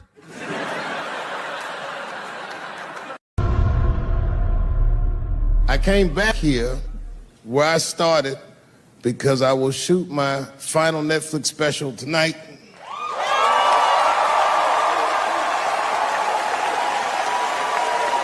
That's right. And after this shit, it's time to make America wait again. I've done too well. You know, if you black in show business and do too well, it's scary, nigga. Like, you gotta get the fuck out of the casino while the getting's good, while you're still winning. If you don't walk away from the table, well, that's how niggas get Kevin Harted. You already know. That's my man. I'm just saying, if he got a sex tape out, well, it's just a matter of time for me.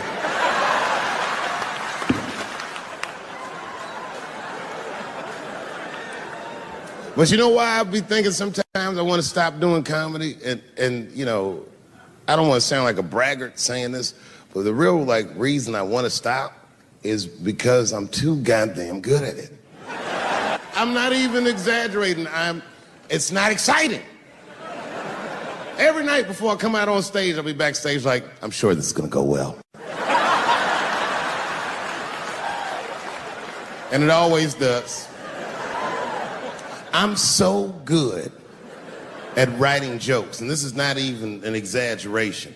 I actually write jokes backwards. I will write a punchline with no particular setup in mind. I just put it on a scrap of paper, and I'll throw that scrap of paper in my fishbowl. I have a fishbowl in my house filled with random punchlines. And every once in a while, I'll shake the bowl, and I'll dig in there and just pull one out and see if I can make that shit work. And I picked one for this special. It's not an easy punchline to pull off. Are you ready? Yeah. Here it goes. The punchline is, "So I kicked her in the pussy."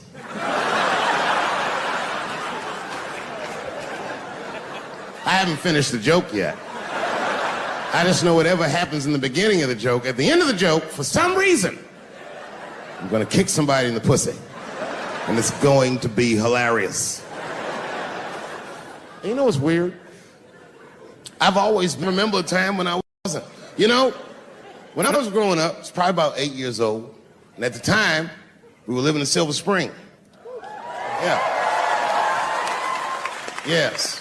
Common misconception about me in D.C. A lot of people think I'm from the hood. That's not true. But I never bothered to correct anybody because I wanted the streets to embrace me. As a matter of fact, I kept it up as a ruse. Like sometimes I'll hang out with rappers like Nas and them, and these motherfuckers will start talking about the projects. "Yo, it was wild in the PJs, yo." And I'll be like, "Word, nigga, word." But I don't know. I have no idea. My parents did just well enough so that I could grow up poor around white people.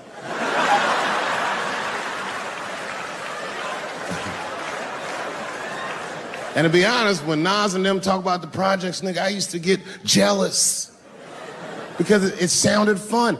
Everybody in the projects was poor. And that's fair. But if you were poor in Silver Spring, nigga, it felt like it was only happening to you. I know the pain of that first sleepover at a white friend's house. And you come back home on Sunday and just look at your parents like, y'all need to step your game up. Everything in Timmy's house works. Remember the first time you saw that? In the cold winter, and you'd be at a white friend's house and see the motherfuckers in their living room without their coats on?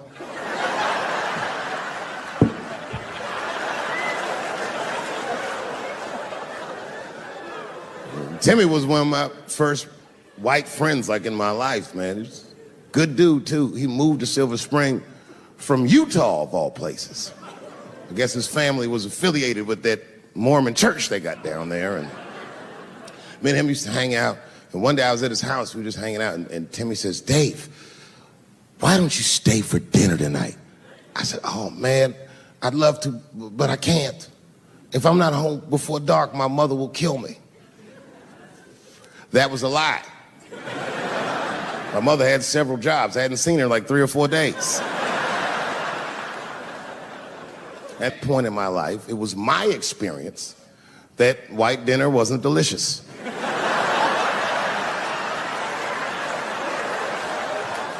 I'd rather go home and fry some bologna or some shit like that.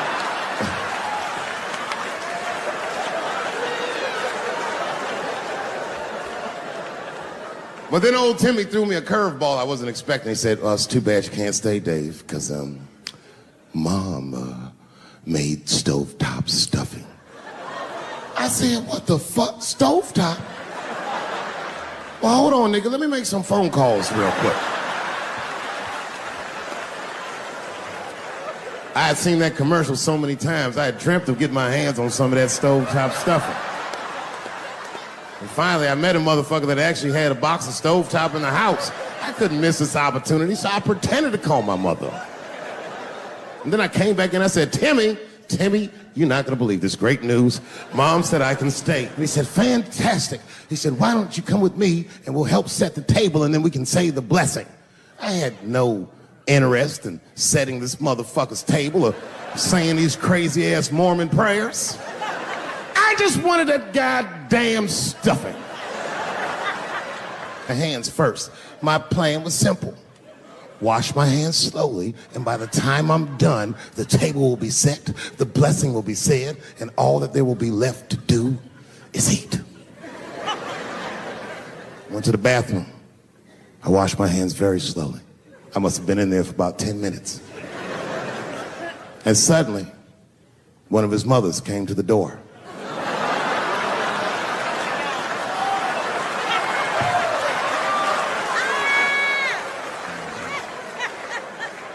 She was like, hi, David, right? I said, yes, ma'am. She said, Timmy tells me that you're planning on staying for dinner. I said, I hope that's not a problem, ma'am.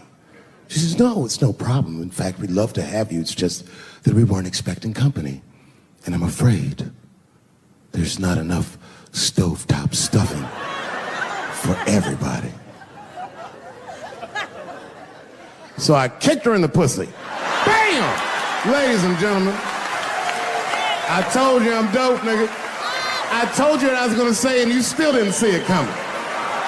And that's why I make the big bucks.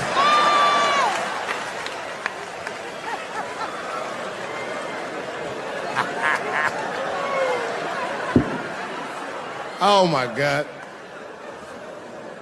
But there's a more important reason that I would stop doing comedy right now. And this reason is the real reason that's been percolating, and it really is the crowd, not you. I'm talking about the crowd on the big stage. It's too hard to entertain a country whose ears are so brittle. Motherfuckers are so sensitive, the whole country is turned into bitch-ass niggas.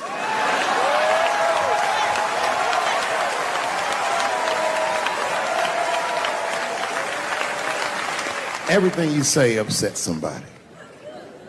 You know, I can remember when it all started. It was when I was doing Chappelle's show. When I was doing Chappelle's show, I used to do the show, and then on the weekends I do like concerts and shit like that. So I'm doing a concert, and there was a couple in the front row, beautiful couple. The wife was obviously Asian. You could see it in her face.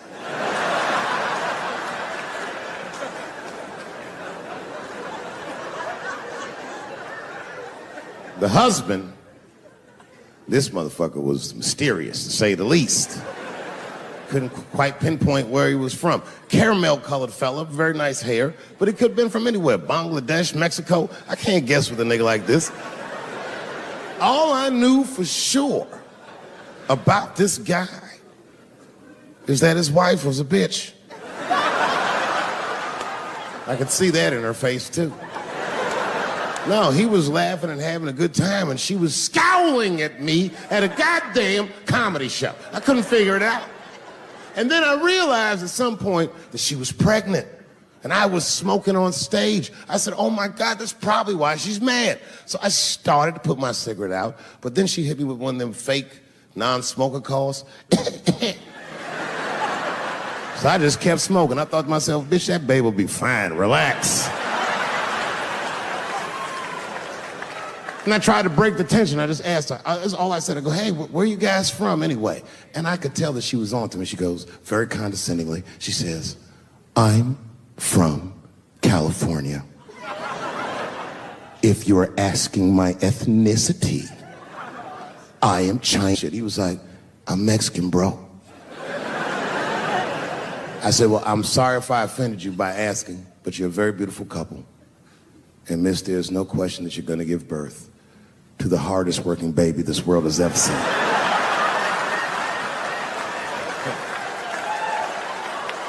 That's not a bad joke. She got very upset. She got up to leave immediately, but she didn't just leave. She had to take one last dig at me on the way out. I will never buy one of your fucking DVDs again, Dave Chappelle. I said, ma'am, with all due respect, Chinese people don't buy DVDs.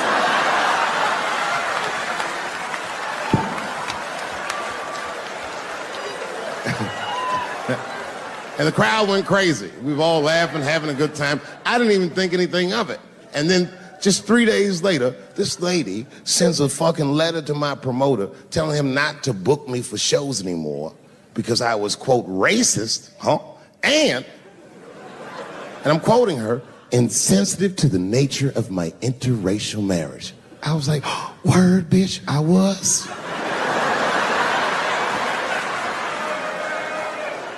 If she would know that I myself am in an interracial marriage.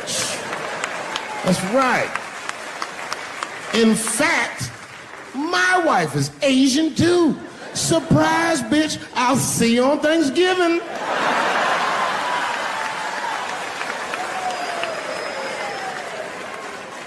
But my wife's not Chinese. She's Filipino. That's right. And our kids are Puerto Rican somehow, so there you go. But I don't give a fuck about interracial marriage. In fact, you know what? My mother is half white. A lot of people don't know that. Well, all right, you were a little too excited, but okay. A lot of people don't believe me when I say that, but it's true. You can't tell looking at me. But if I grew my hair out, you would think you was at a fucking Cat Williams concert. My shit is beautiful. But motherfuckers are just taking it too far. I don't know why or how everybody got this goddamn sensitive. You know who hates me the most? The transgender community. Yo, yeah, these motherfuckers. I mean, I didn't realize how bad it was. These motherfuckers are really mad about that last Netflix special.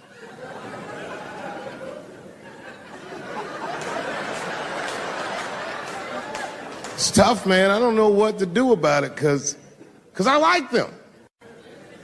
I always have. Never had a problem with them. You know, just fucking around. As a matter of fact, I think I make fun of everybody, and I mean, as a group of people, they have to admit,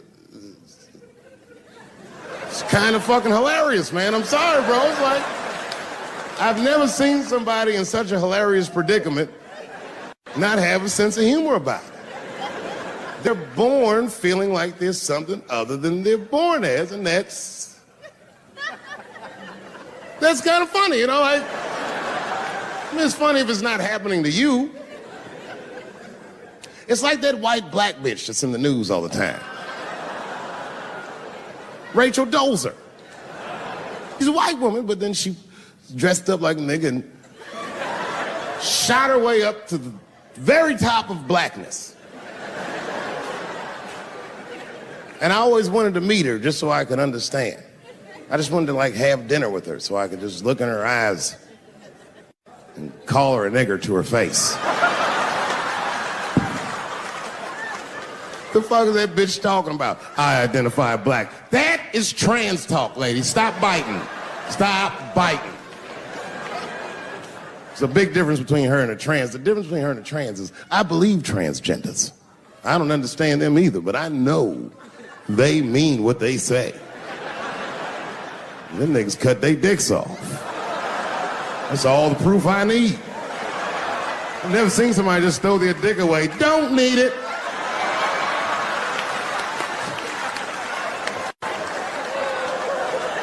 I don't understand, but I believe you and I support your decision, motherfucker. But how far is Rachel willing to go?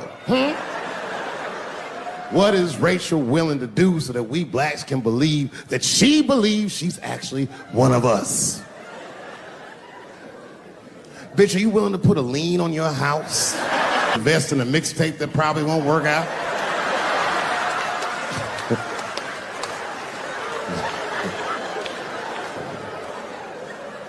She didn't even change her name. Didn't even change her name. Her name is Rachel. I can't believe in that name. If you want my support, you're gonna have to change your name to the blackest shit I've ever heard. Bitch, you're gonna have to change your name to Draymond Green. I don't know a blacker name than that. That shit is black on paper. If you type Draymond Green into Airbnb, that shit will log off automatically.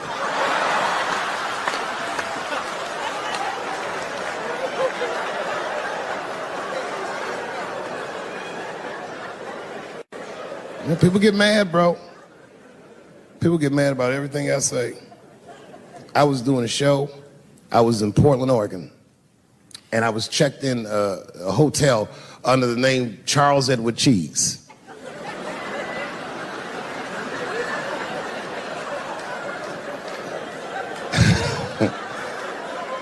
I came back and there was a note. It was like a letter on my desk. It was addressed to Mr. Cheese.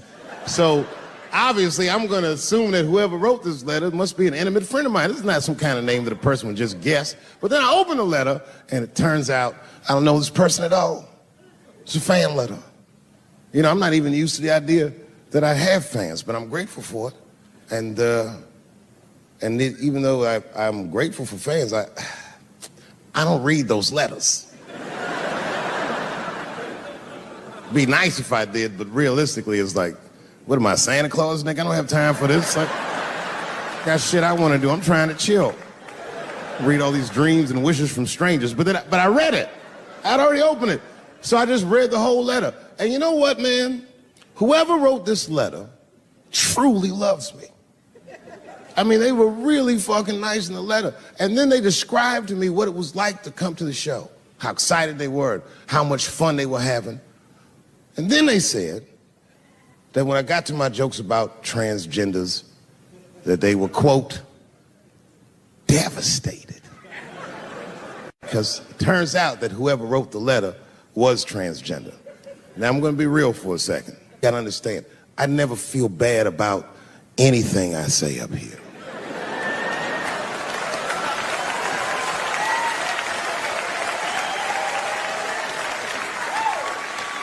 And I would never admit this to you if I hadn't locked your phones up. But it was the weirdest thing. Like, when I read this letter, the shit made me feel bad. I didn't feel bad about what I said, you understand? I felt bad that I made somebody else feel bad. To be honest, I don't even know what I said that upset that person. I have so many transgender jokes.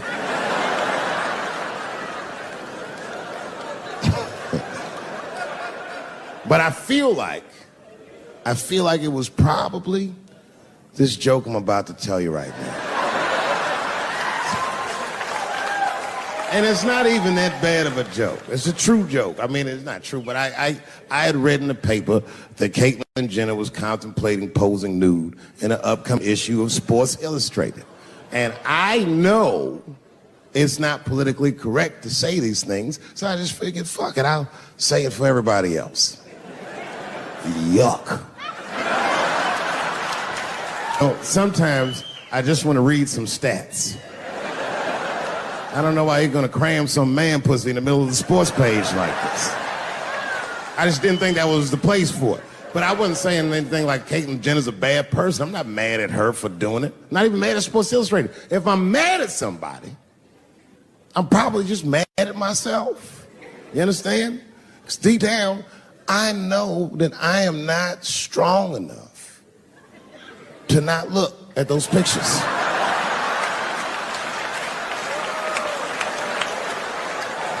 And I don't think I'm ready to see what she's trying to show me. So Caitlyn, goddamn it, if you go through with this thing, bitch, you better go hard or go home. I want you to go all the way. Hustler style. Do you know what hustler style means, miss? That means spread the lips.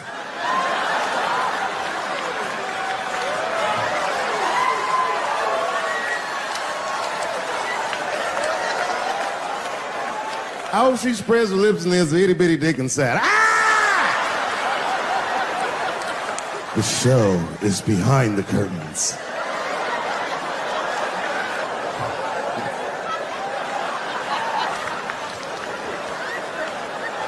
I don't know what I said that upset that person.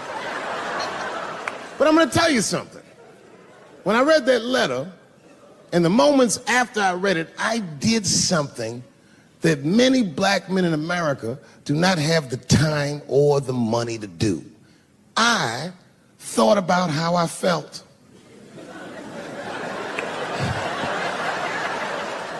Asked myself a very basic question that I don't think I ever directly contemplated. I said, man, Dave, if you're writing all these jokes, do you have a problem with transgender people? And the answer is absolutely not. The fuck do you guys think I am? I don't understand all the choices that people make. But I do understand that life is hard and that those types of choices do not disqualify you from a life with dignity and happiness and safety in it.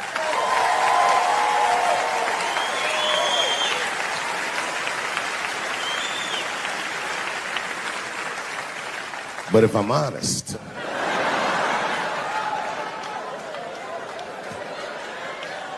my problem has never been with transgender people. My problem is transgender people. I just feel like these things should not be discussed in front of the blacks. It's fucking insulting, all this talk about how these people feel inside. Since when has America given a fuck how any of us feel inside?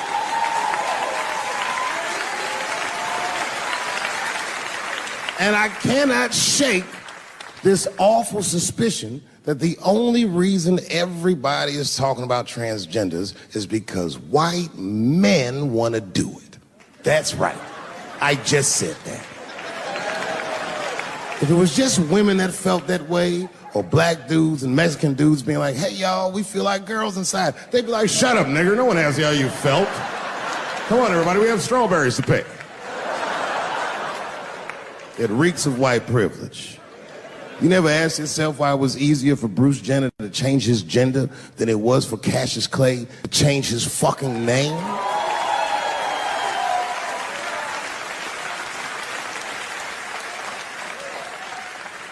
And if I were to be brutally honest, the only reason I ever been mad at the transgender community is because I was at these niggas for 6 songs straight. I had no idea. And then the lights came up and I saw them knuckles. I said, oh no! And everybody was laughing at me. Hi, world star. I said, why didn't you say anything? And then I heard that sultry voice. I didn't say anything, Dave Chappelle, because I was having a wonderful time. And I wasn't sure how you'd feel about it. I said, you knew how I'd feel.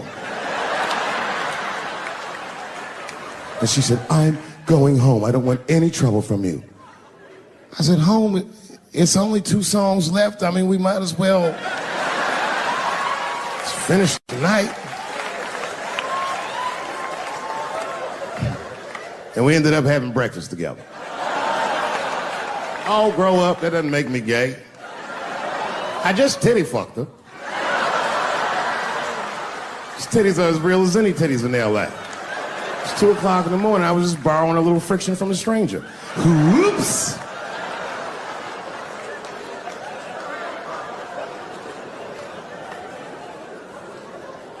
It's the madness of youth. It's the types of mistakes that a man makes when he's young. I wouldn't even know that it's necessarily a mistake. It was a wild night out. But I don't do it like that anymore. I'm old. I'm 44 now. Hey. It's the first time in my life I've ever started to physically feel my age. It's tough, man. You know how I know I'm getting old? This is embarrassing, but I was in my hotel room. I'm not gonna lie, I was jerking off, and I was really sweating it out. And this is when I knew I was old. I just gave up in the middle, nothing even happened.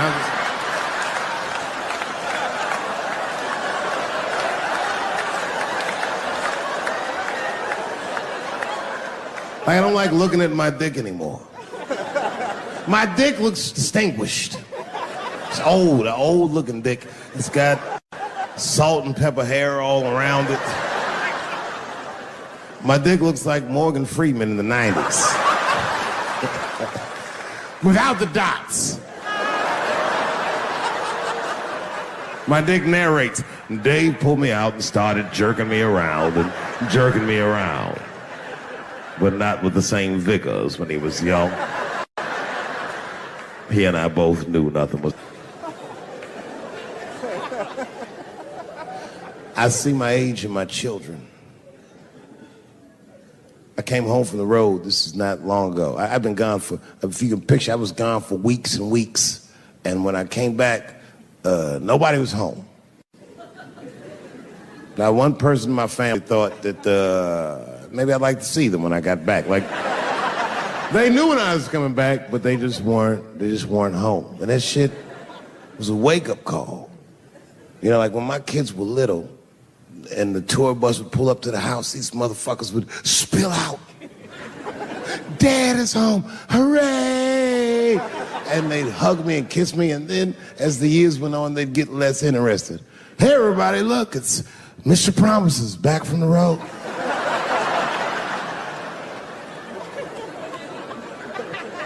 But an empty house, that's some cold shit.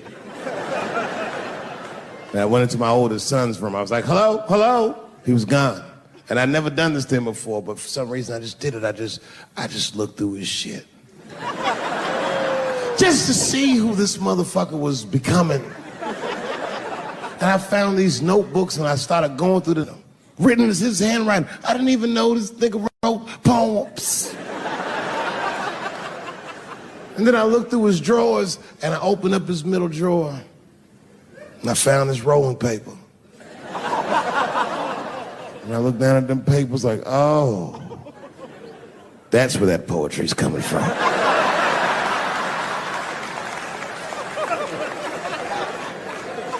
And that shit broke my heart. I mean, I smoked weed, but I mourned my son's innocence. And I cried a little bit.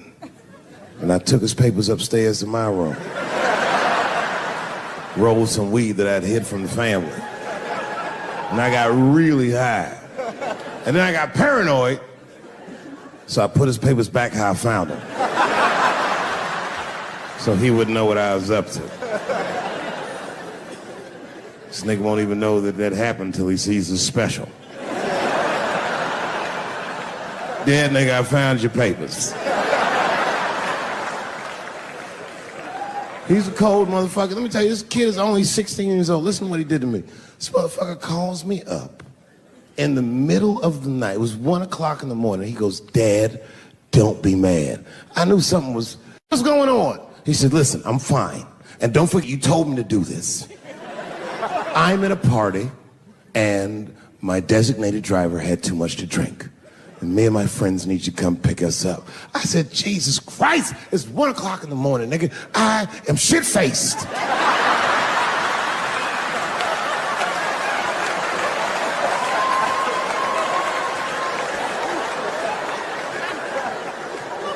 But I figured, fuck it, it's better me than some kid. I might as well roll the dice and go pick my nigga up. I said, all right, I'm coming to get you. Just give me the address and I'll be right there. And then he gave me the address and I was shocked. I said, son, you are not gonna believe this, but I'm at the same party, nigga.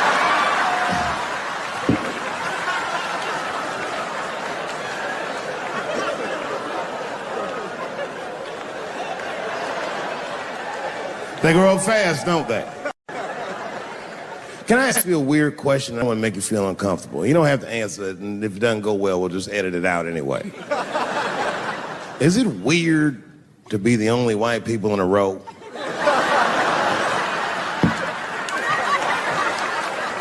Is it weird? I mean, you can be honest. Does it feel strange? Are you worried at all?